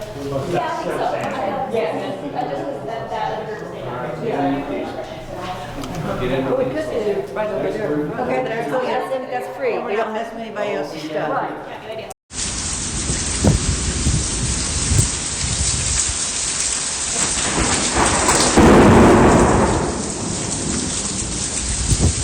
We could all share what we have in our yards that, Yeah. to help you with that. I think Lantana's will be great, and the other one will. Here, are you thinking about this? Yes, this place.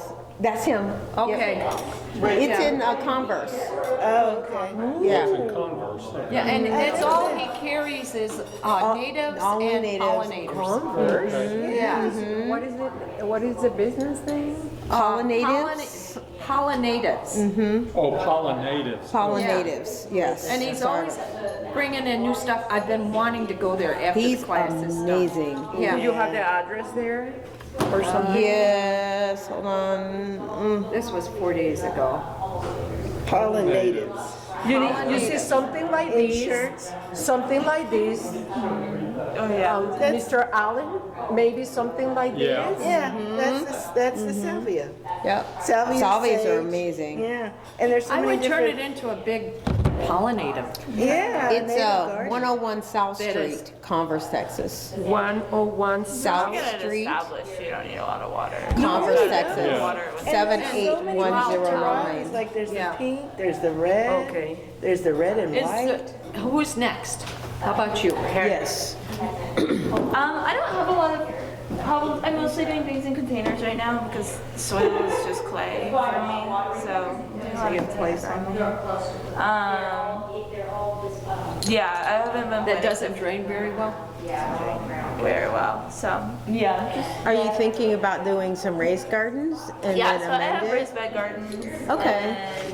And so like in the front, I did wildflowers this How did they year. come out? They're amazing. See, clay's all right. Yeah, girl. so I've just been doing wildflowers and like natives, and it's Yes. just good. So Beautiful. yeah, I was so happy with how they came up. So. And so you've gotten some bees in and Yes, some. I got a lot of them. Have you gotten any hummingbirds? Have you I seen have any not gotten hummingbirds? any hummingbirds.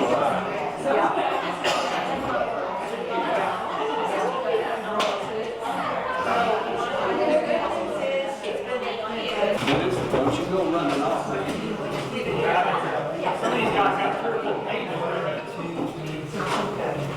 All right, so we're going to get started now. We're going to take it group by group. And we need a team. Hello. And we're going to need a team leader up here to do the presentation. So the first, come on now. Attention on deck! Okay. The first group is going to be presented by, what's your name? Dude.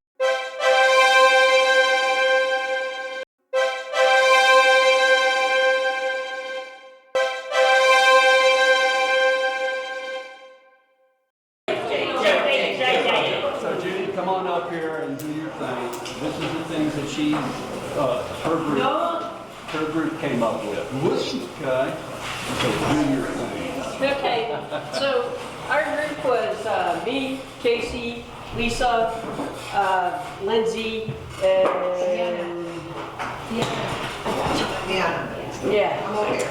They're good for them.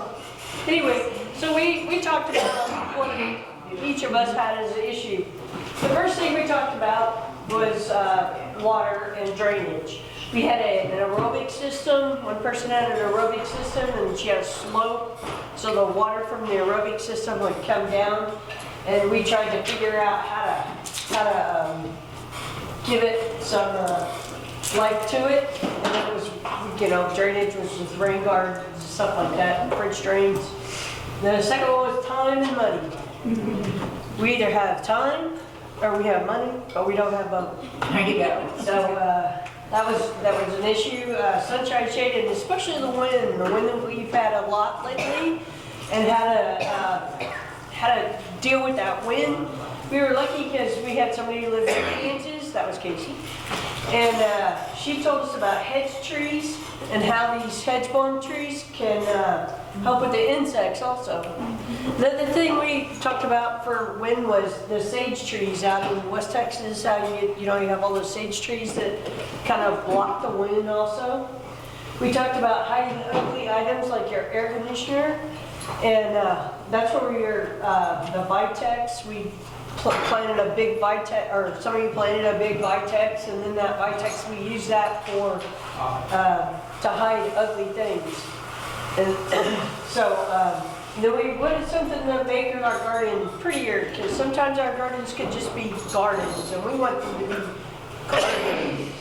We want to enjoy them, and we want to be able to stop and breathe. Well, in this case, what we did was, we had put some other interesting items into the garden, which would kind of help, help out the, it's just a garden.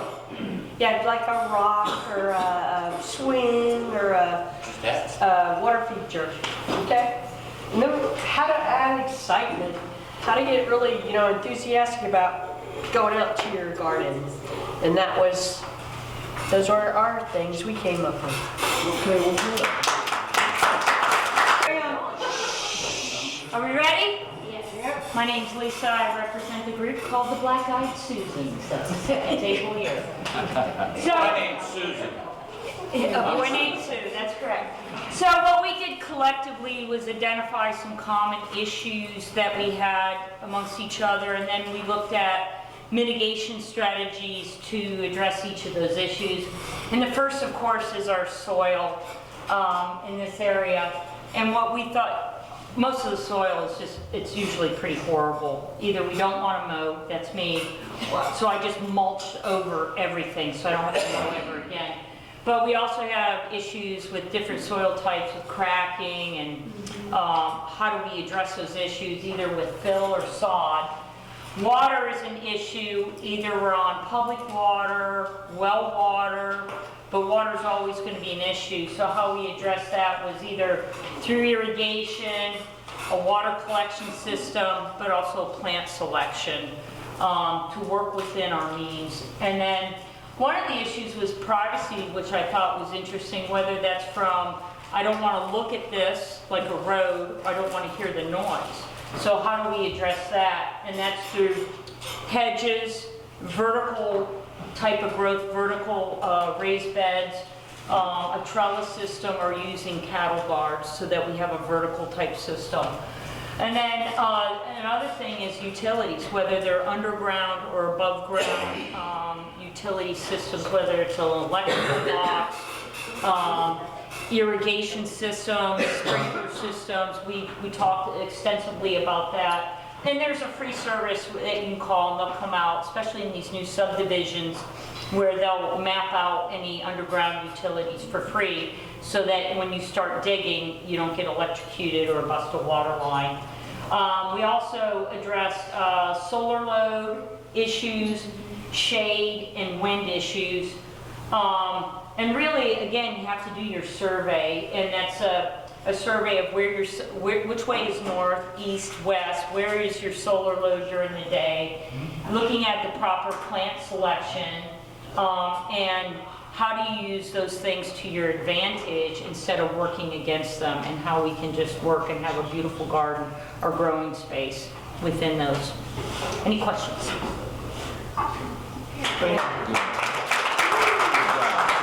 Some people did not, some of their grasses have died in their yards, don't know what to do. Came up with maybe plant selection as far as pollinators, drought tolerant, cactus, stuff like that. Maybe to help out, and it is in full sun too. Pests, like my place, it's brand new.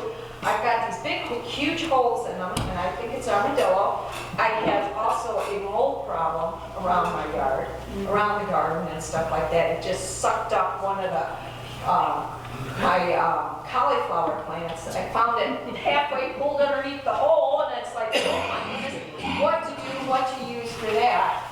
Maybe to get rid of pest resistant, that's least invasive for the animals to go away, you don't need to be around here. Soil types, clay, drainage, again, water, you know, that it just sits around, doesn't do anything, what to do with it. And time. It's always, do we have enough time to take care of our land, our gardens, and our flowers? It seemed like that's what came up the most, is taking time to make sure that our property looks beautiful and we have time to enjoy it and to go, and relax and have a good time with it. So I think that's about what we came up with. So, okay, thank you. Just read their name like I figured this was his because it took a lot. You can put that on TV right here.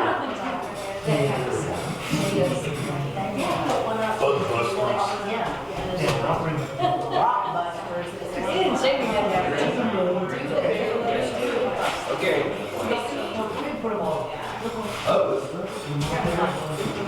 Howdy folks, I'm Mac.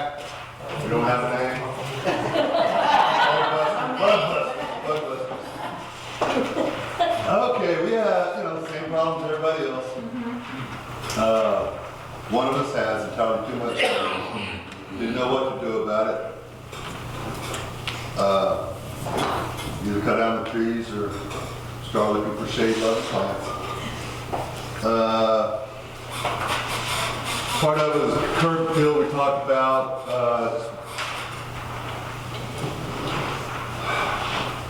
He didn't want to cut the trees down because it has so much value and looks so good and gets in the shade.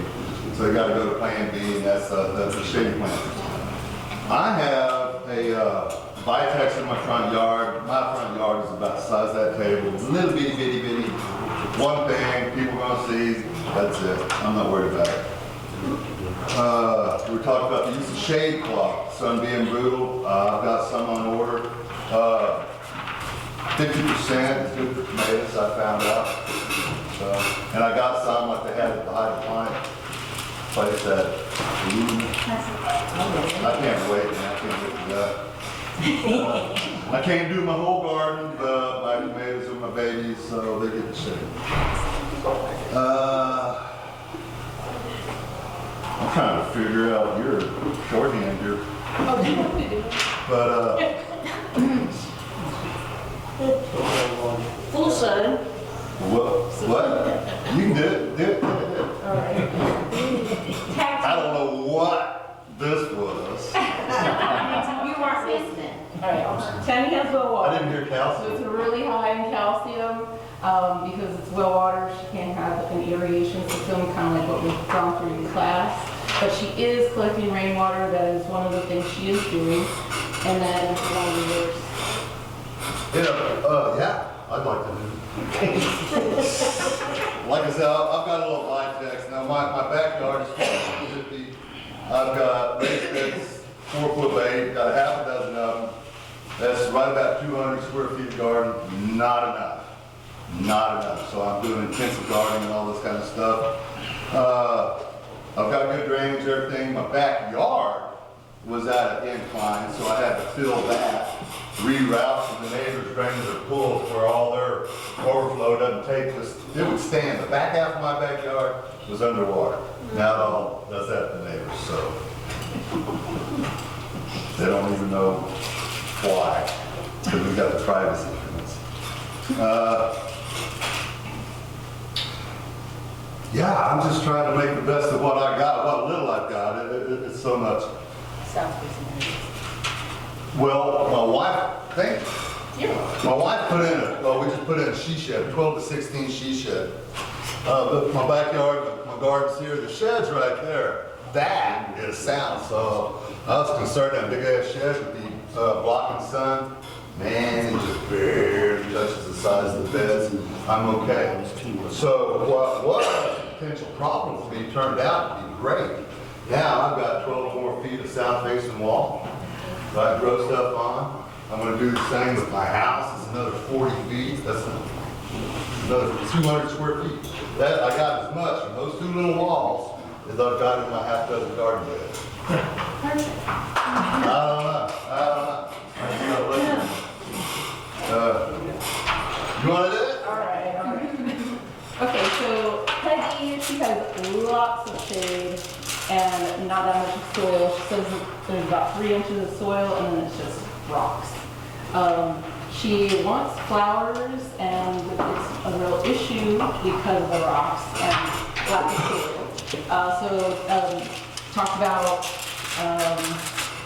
raised beds, and then also she has quite a few trees on her property and around the perimeter, and she could trim back some of the limbs to allow some of the sun to come through and provide pockets of sunshine that could help.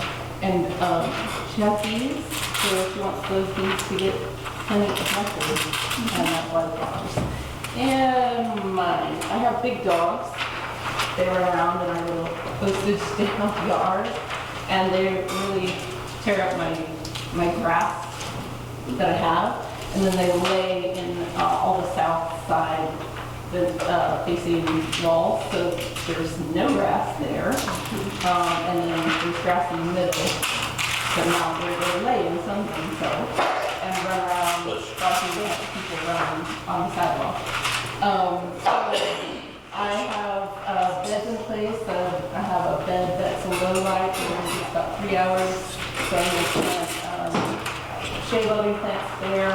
That will take up one of their shade spots, or sun spots. And then another one which gets full sun, I'm going to put ornamentals, tree and some additional herbs that are leaf out, which will keep them away from the fence sun, and so they won't be trying to, be after that and get away. I do have some drainage issues because there is a slope, and when the rain comes off the house, it just kind of goes right into a trench, and then it's all underwater right next to the fence, where the dogs want to run. So I have a water catchment in place, and then along the house where one of the drainage outlets is kind of like a French drain, but it will run the length of the house. So the drain comes down here, and usually it just kind of squirts off here and runs off and create a puddle. So what I want to do is put rocks against the house here, so that with a pipe with holes, so that the water will go into the pipe and then kind of filter into the yard and down. So it is still running to the pond, but hopefully the pond under my fence. But it will maybe soak into the grass before it creates a mud pit for my dogs. And that's it. She lives in Legacy. What do you expect? I mean, That's what we do. So, okay, we had a lot of the similar problems that y'all had, but first one was shade. This person had really, really big trees, and it was completely covered, and they had very little space for their actual vegetable garden. One tree was taken out, but it still is completely covered, so we discussed ways of doing a vegetable garden that had mostly leafy greens and things that could actually grow in that shade, because unfortunately where the sun goes, it does get covered a lot. And that's true for a lot of our other plants as well. We talked about understory plants, and hopefully they'll be able to have a nice, lush, beautiful garden, even though it is pretty covered. So the next issue was mine. I live in Livonia, so it's sand. We are made of sand. You need to fill up any sand pits, come to our house, we have it. So our issue is mostly water. So wherever it is, you have to water constantly, constantly, constantly. So talked about ways of mitigating that, making sure that water catchment is put in place. The problem with that, unfortunately, is that costs a lot of money. And as we talked about before, money and time, you have one or the other. So we hopefully will be able to get that done in the next year or so. And the issue is the water from the house. It's pretty far away from the garden, so don't make the mistake that I did. Don't put your garden so far away from the water source that you have to run a 100-foot hose from your house in order to be able to water your garden. Don't do that. Then the next person, luckily there's a lot of really beautiful space in this person's garden, and it was like an orchard. They had an orchard, they had an actual like vegetable garden, they had ornamentals, but the problems that they were having was that some things were not making it through winter. So we discussed making sure that they don't have a wind tunnel that's blowing all of that really, really, really cold air right onto their plants. Plants that really should have been making it through. Native plants like the Mystic Spires salvia, that should have made it, but it wasn't. So there were lots of issues that we kind of discussed to make sure that those plants are being set up for success. Mulching, making sure that they get watered very, very well before freezes actually happen. So hopefully we'll get through to the next year. So then the next one, the problem is wind. Then we discussed that a little bit earlier too. But some of the problems that they're having is the wind comes in and then it gets knocked down. And it does fine and fine and fine until those winds come in, and then that's it. So we discussed ways of putting strategically placed trellises with vines that cover quickly. Those can be things like tangerine crossvine. Those will stay there for a long time, hopefully blocking out that wind so that it doesn't just sweep through it and take out all of their plants. I would hate that. That would be terrible. I'm sure everybody would not enjoy that. So that's a very big problem, and I noticed a lot of people have a wind problem too.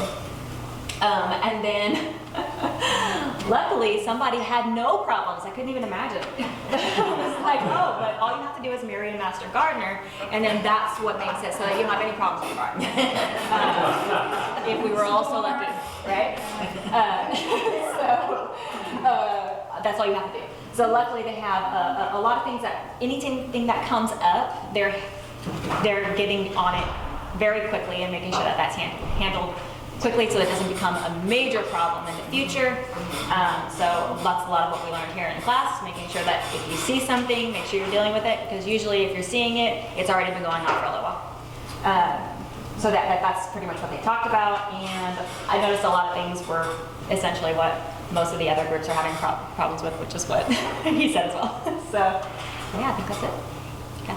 Did I get through 5 minutes? What can I do? A lot of the wants aren't going to work here, guys. I heard some people, North Carolina? No, North Carolina. Someone's from North Carolina. That's me. Yeah, and Northeast, New England.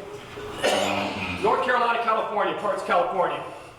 I can do this with seed, and it just all comes up and grows beautiful. I mean, there's bougainvilleas in San Diego that are, Jesus, they're 35 foot tall, and I've got some friends and family in North Carolina area that, I mean, everybody's got a green thumb.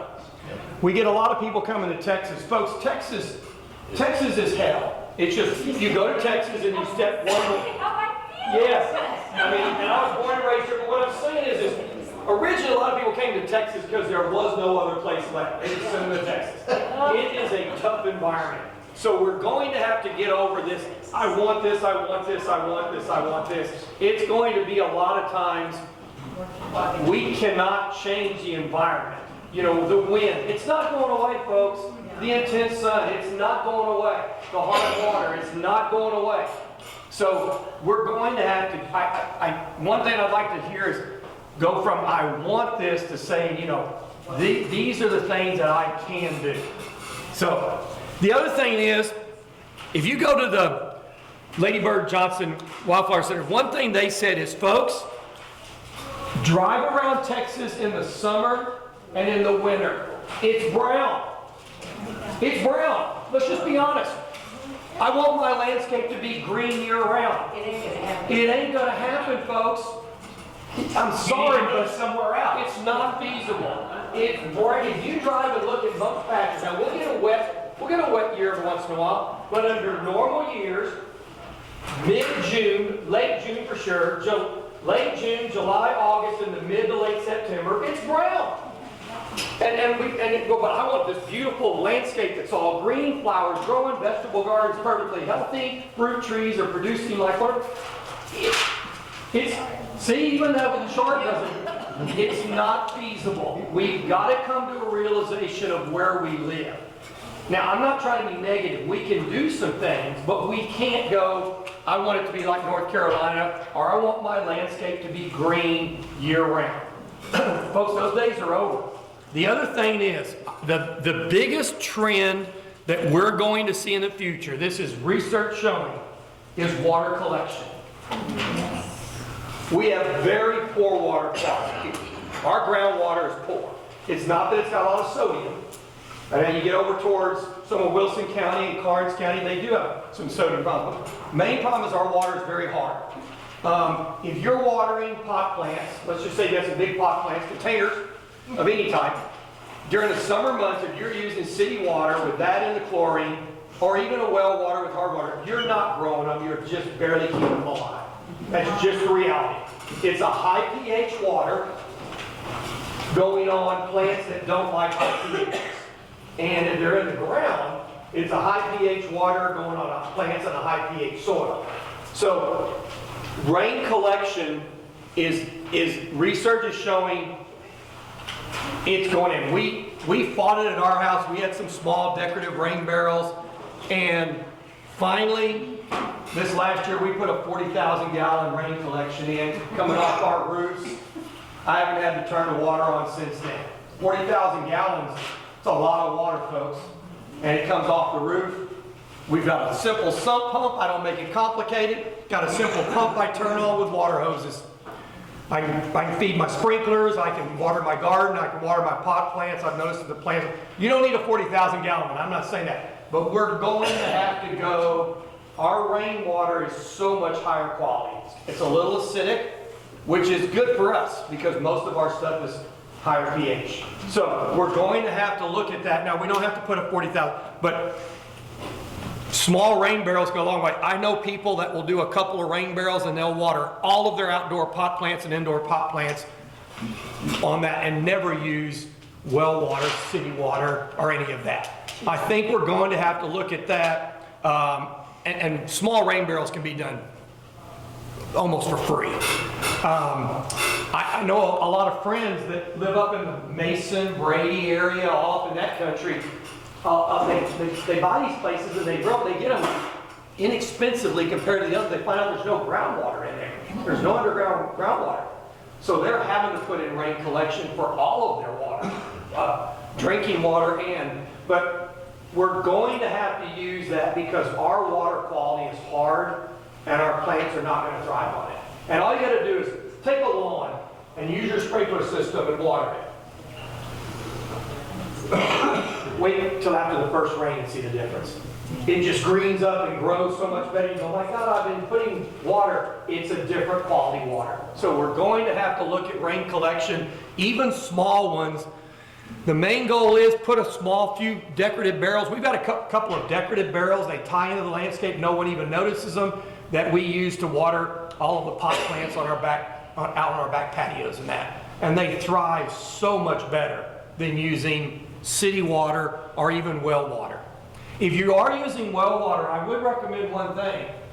If you've never tested it, send it off for a test. The county agent's office have it off. They'll check for coliforms, which would be good. If you had that in there, you wouldn't want to be drinking it. But it's also going to check for sodiums and things like that. We had a family that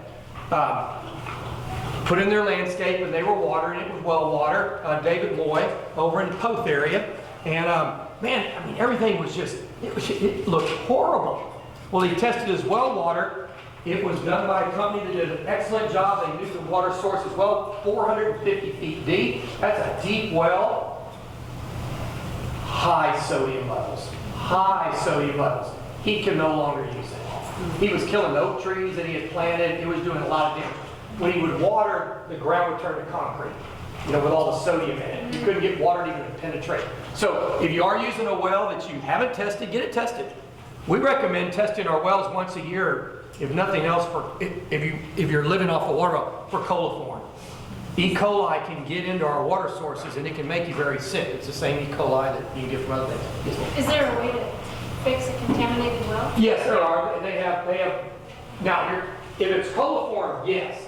Salt, no. If it's a saltwater well, if it's got a high sodium, that's inherent to that water. Anything with bacterial infection, yes, they have ways to fix that, yes. Okay, let's get into what y'all talked about. Maintenance. I told y'all the first class we did, one of the biggest problems is, remember, everything you put in, you have to maintain. Man, I was listening to those groups up there. Man, y'all are going at it. Man, that's great. And I kept hearing, yeah, but it's expensive and it takes a lot of time. You don't like to mow. I understand that. That's maintenance. So everything takes maintenance. And remember, I do this little project. And Lindsay, I can maintain it. Everything's great. Well, now your son does another little project. Now pretty soon you've got all these projects and now it becomes a nightmare. Most people, guys, y'all are overdoing your landscapes. You're overdoing them. There's areas that say, gosh, it's really shady here, nothing really wants to grow. Then don't grow anything then. If it's underneath a bunch of pecan trees and you've got a little bit of native grass growing or something, well, I'm going to put a shade bed in there. No, don't put anything in there. Guys, nature's telling us sometimes, leave it alone. And don't force it, because when you force it, not only is it going to be expensive, you're going to have some failures.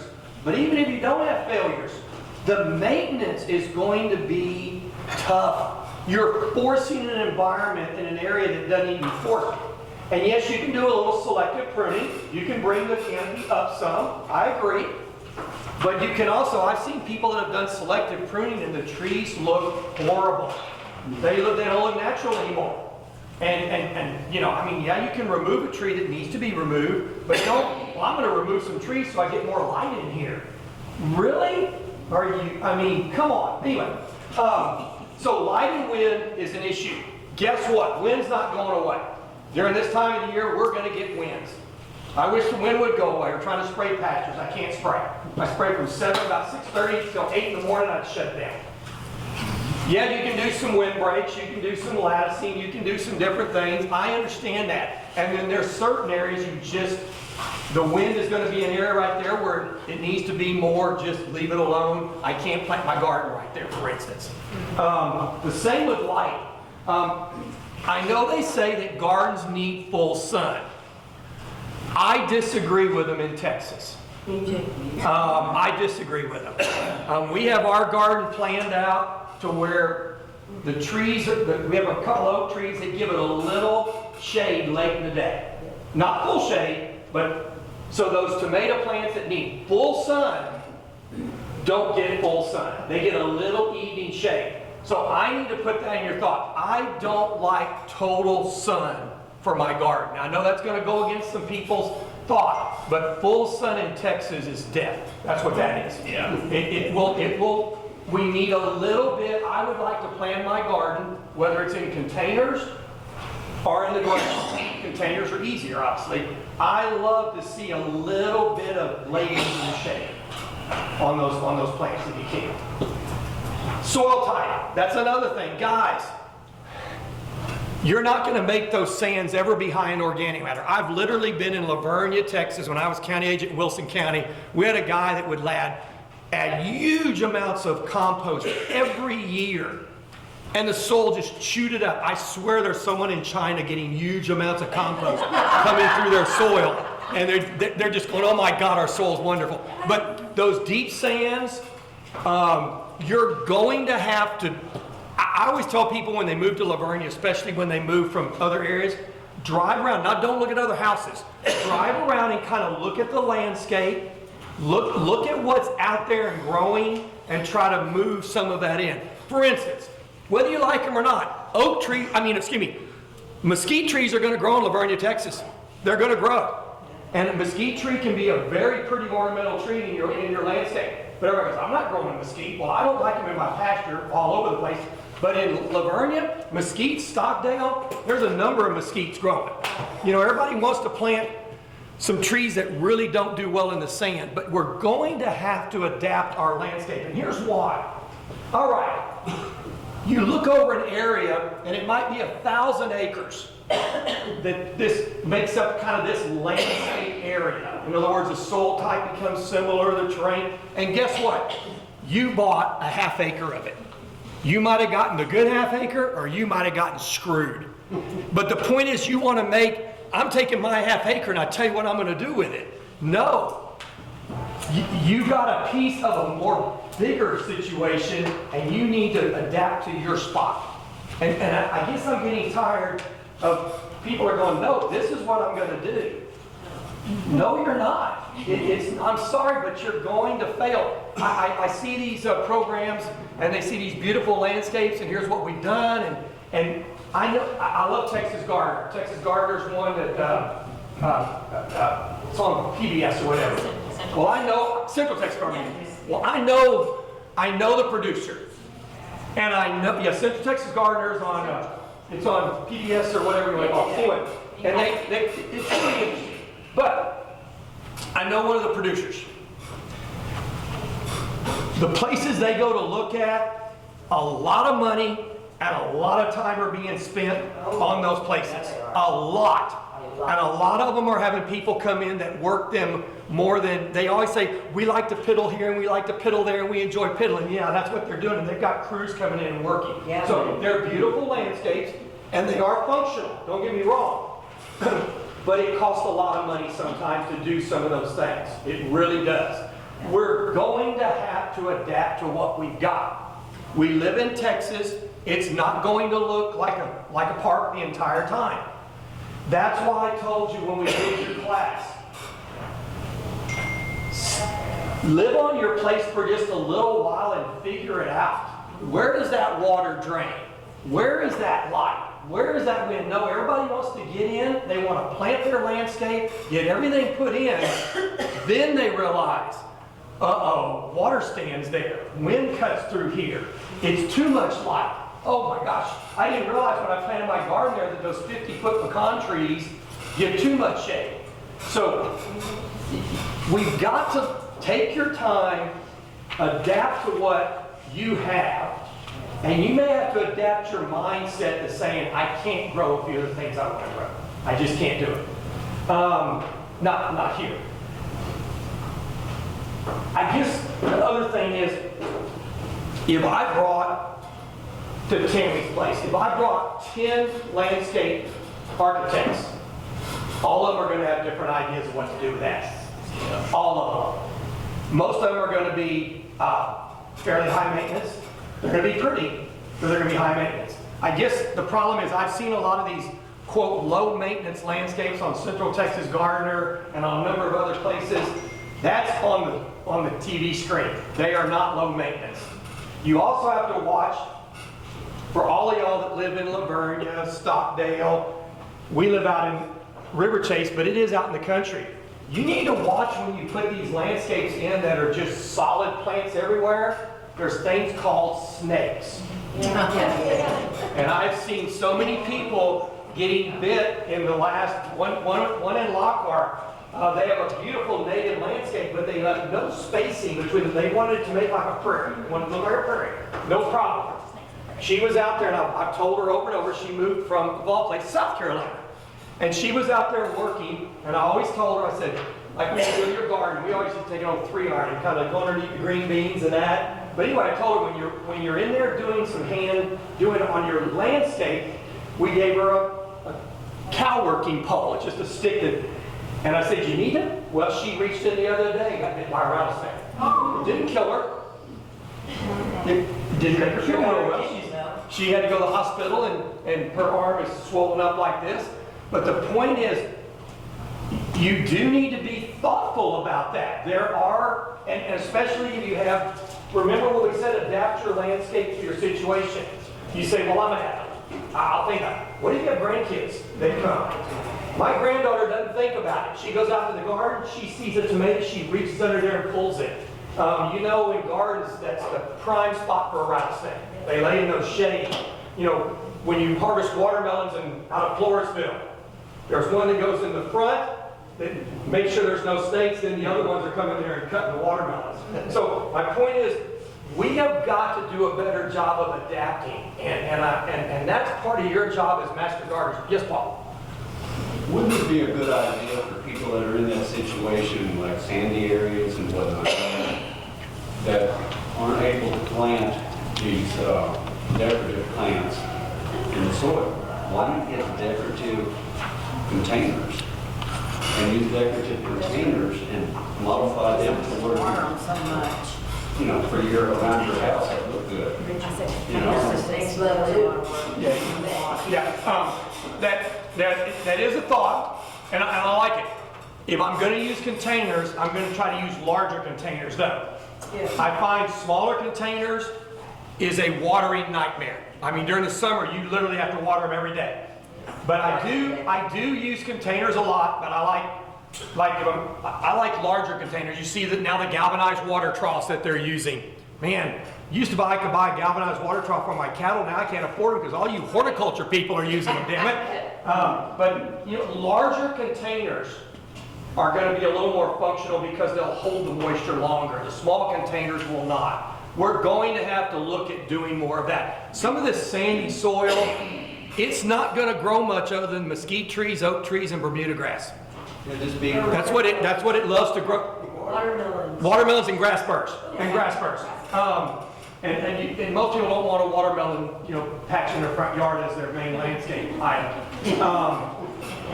I also want to talk about people that are screening things like utilities, and the number is 311. If you ever want to find out about utilities, dial 311, they'll come out.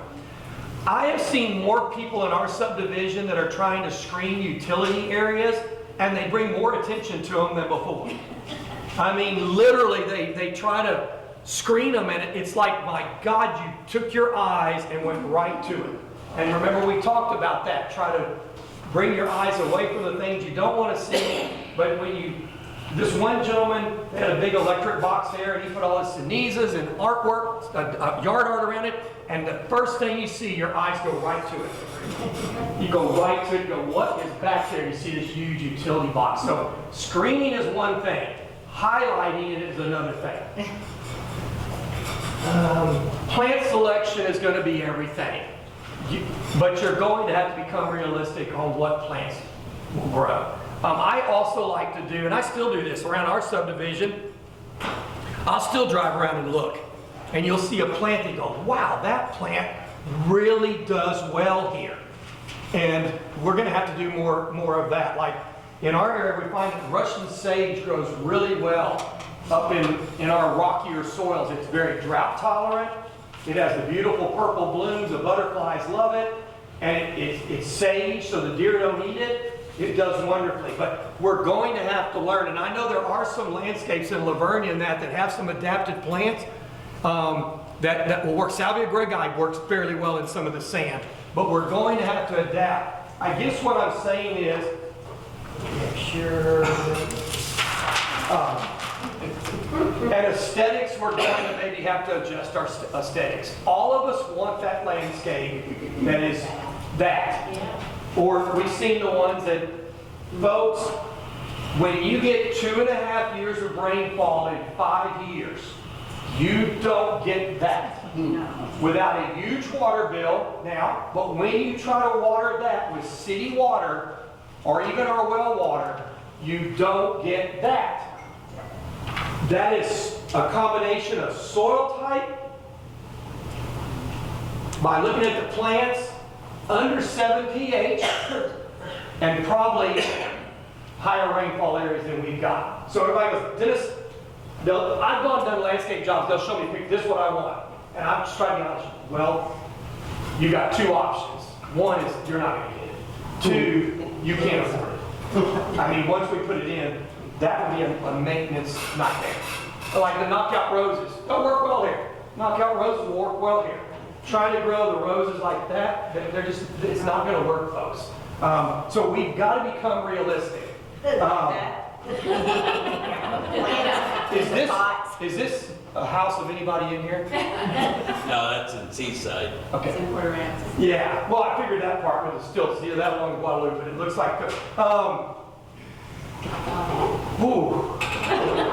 That's hideous. I'm sorry. That's just hideous.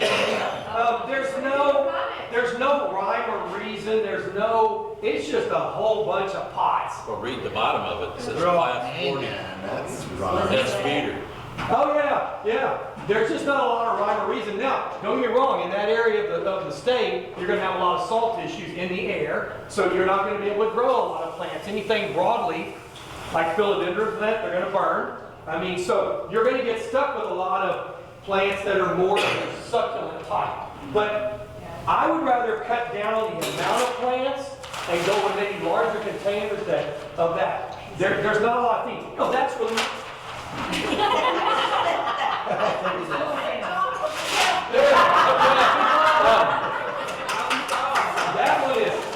That one is, the larger container, it has some substance to it. The other one will do the same. But when you have a whole lot of little ones like that, you don't really have, your eyes, it gets kind of bald.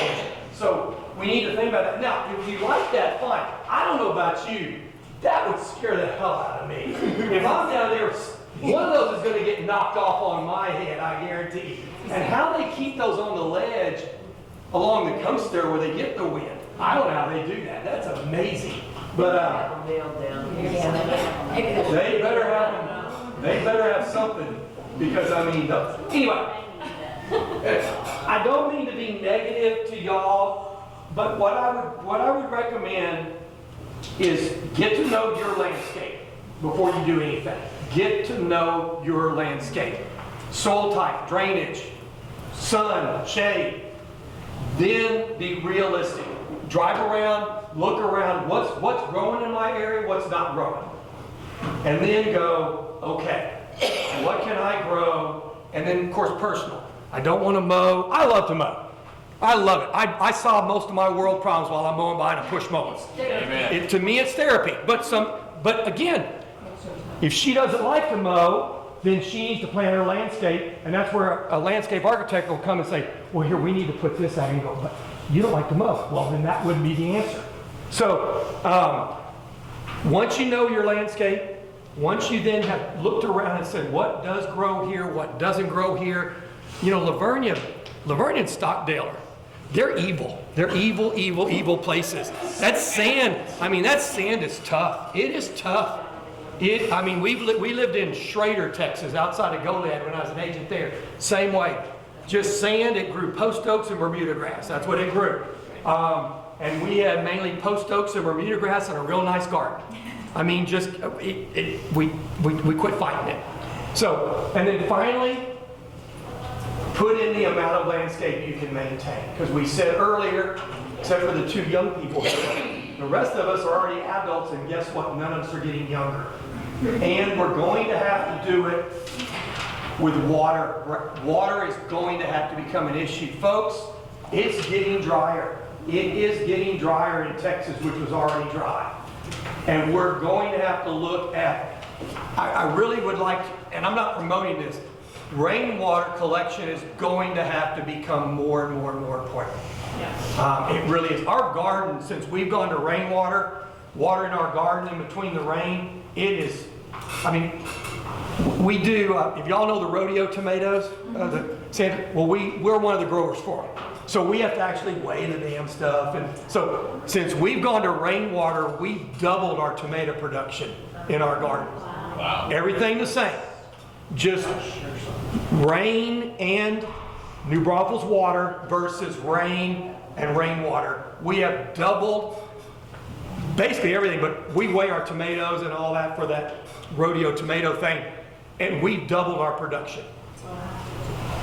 So if you're going to plant plants and spend the money, let's water them with the highest quality water we can get. And now when you get around Lavernia, there's some sodium in the water. So you're watering those poor plants, and then you're watering with sodium water, and you're going, gosh, I just don't understand why they're not growing better.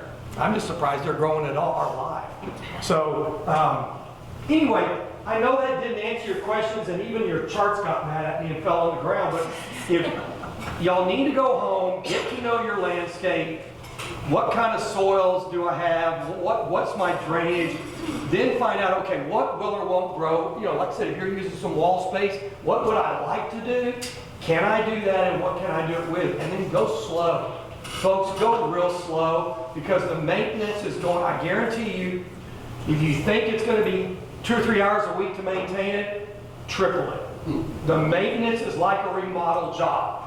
Whenever a company comes in and says this is $100,000 to remodel your kitchen, add 50 to 75,000 to it. It's the same with maintenance. If you think it'll take you 3 to 4 hours a week, at least double it. Because of the issues y'all heard them all. Look at all the issues y'all are facing. I actually went to do a Master Gardener presentation in California last year. It was in north of San Diego, in a very nice neighborhood. We were invited.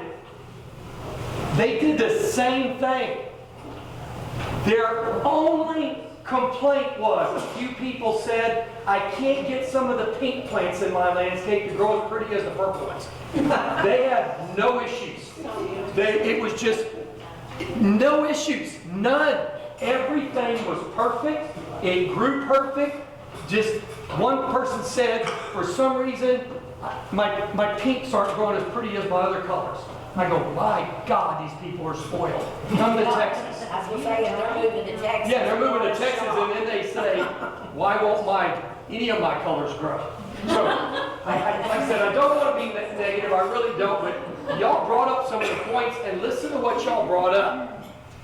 I'd say 3/4 of the issues y'all brought up, you can't do a thing about. Nope. So I'd say quit trying. Yep. You're going to have to say, I'm either going to have to adjust my thoughts to fit what's there, or move somewhere else. Because very helpful. Or you just I mean, you got to. Yeah, and I don't want you moving somewhere else. I mean, Dominique has already said she wants to move somewhere else. Yeah, I mean, I love the hill country. I was born in Bernie. I love the rocks and that. But I also know there are challenges with that. There are challenges, and so I have to adapt my thought process to that. And I guess people are moving into Texas, and that has become an issue. You come from North Carolina, you want everything to be like North Carolina. You know, it's not. It's just not. So we're going to have to be more realistic. And as master gardeners, we're going to have to help educate people that you've got to be realistic. Yes, you can. I mean, my wife and I were sitting on our back porch. Everything's beautifully green right now. Yeah. In about 30 days, we'll have color everywhere. All the plants that will be blooming. And then we're going to hit summer, and they're not going to look too good. And then come fall, we'll get it again. And then come winter, I leave everything standing during the winter time. And it's going to be kind of brown and ugly. So we're going to have to realize that spring and fall is when we're going to really enjoy it. Summer, it's not San Diego, where it's just year-round, it's perfect. Summer and winter are not going to be overly pretty. And even if you water the heck out of it, when it's 105 degrees outside, the plants are not going to respond to even the water. You'll keep them alive, but that's all you're doing. Even our gardens, Ruthie, in July and August, gardening's tough. Oh my gosh, if It's there's tough. anything alive at all. And you say, oh, well, it's a sun-loving plant. I love okra. Okra in July and August will grow, but even it'll wilt. Yeah. And there's only eggplant, and there's only so much damn okra I can eat. Let me tell you. Okra's good, but geez, there's only so much. But my point is, we've got to be more realistic. And it's getting drier, it's getting warmer. You go out there and pick it in August because it's so hot. Yeah, and itchy. Yeah, I can't pick it up. You know what, I can take the heat all day long. And I have a wood shop and I work out of my shop. And it'll be 115 degrees outside. But you give me 62 degrees and it's cold. Oh, really? Now, just a quick question. Are you from Texas? Well, yeah, see, she handles the heat. Yeah.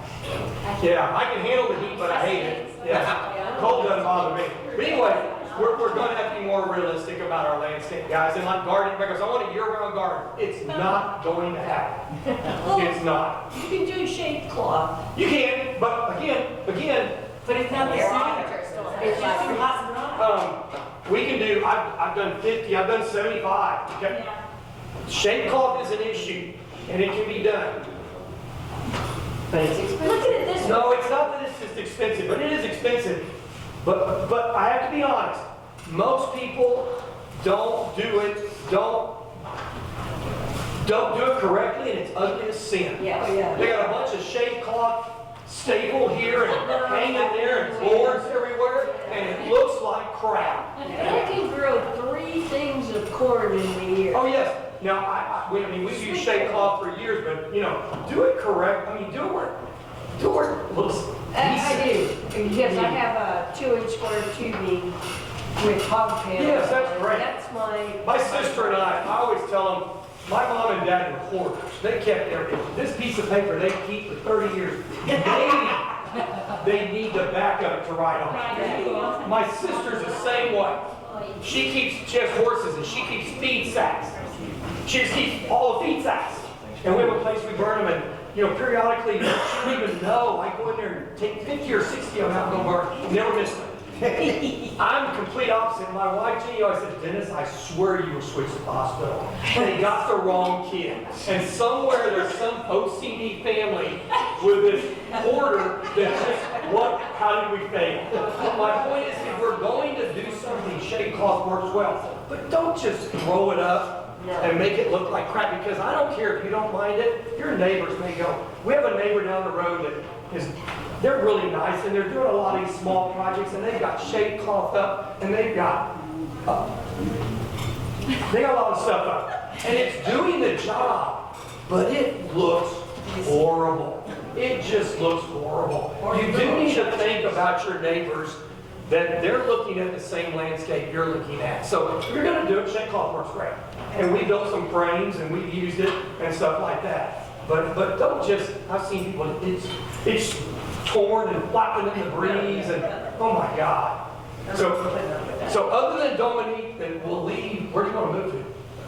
Down in Texas. I'm from Colorado. Oh. We've lived in California, Florida, North Carolina. We've lived in all these beautiful places. And now we're Texas. here. We're here. Yeah. And it's not the same. It's really hard to live here. It's different. Yeah. I haven't acclimated. I'm not. So if it weren't for the hurricanes, I would live in St. Martin. That's where I would live. Oh, well, Cayman Islands. My God, Well, but Mississippi. and I was raised on the coast, but the hurricanes hit us. Mississippi, that's where I live. Yep. I don't have a question, but I have a comment. Since January till now, you by far have been the best speaker. Yeah, I gave the 50 first class. Guys, That's right, lunch on me, guys. I'd rather be realistic with y'all. I really, because we go to these and I've seen them, oh, you can do this, and you can do this, and you can do, and they'll go on these tours and they'll show this beautiful yard, and yes, you can do some of it, but a lot of us spend a lot of money, have crews coming in, working them. Just be realistic. Do something okay, this will work for me. Do it on a scale you can handle and enjoy the heck out of it. Yes. Don't try to do everything and you just can't keep up with it. Yeah. We only got we don't have that many child labor that we can just say, hey, I'll get out there and do something. We can only use them so much. So, and normally, I call her phone off and on. Normally they're like, Mom, I'm on my phone right now, leave me alone. So, but just be realistic, guys. That's all I can say. Is sometimes it's going to be pretty, and during the summer months and winter months, it's not going to be a park. It's just not. Thank y'all.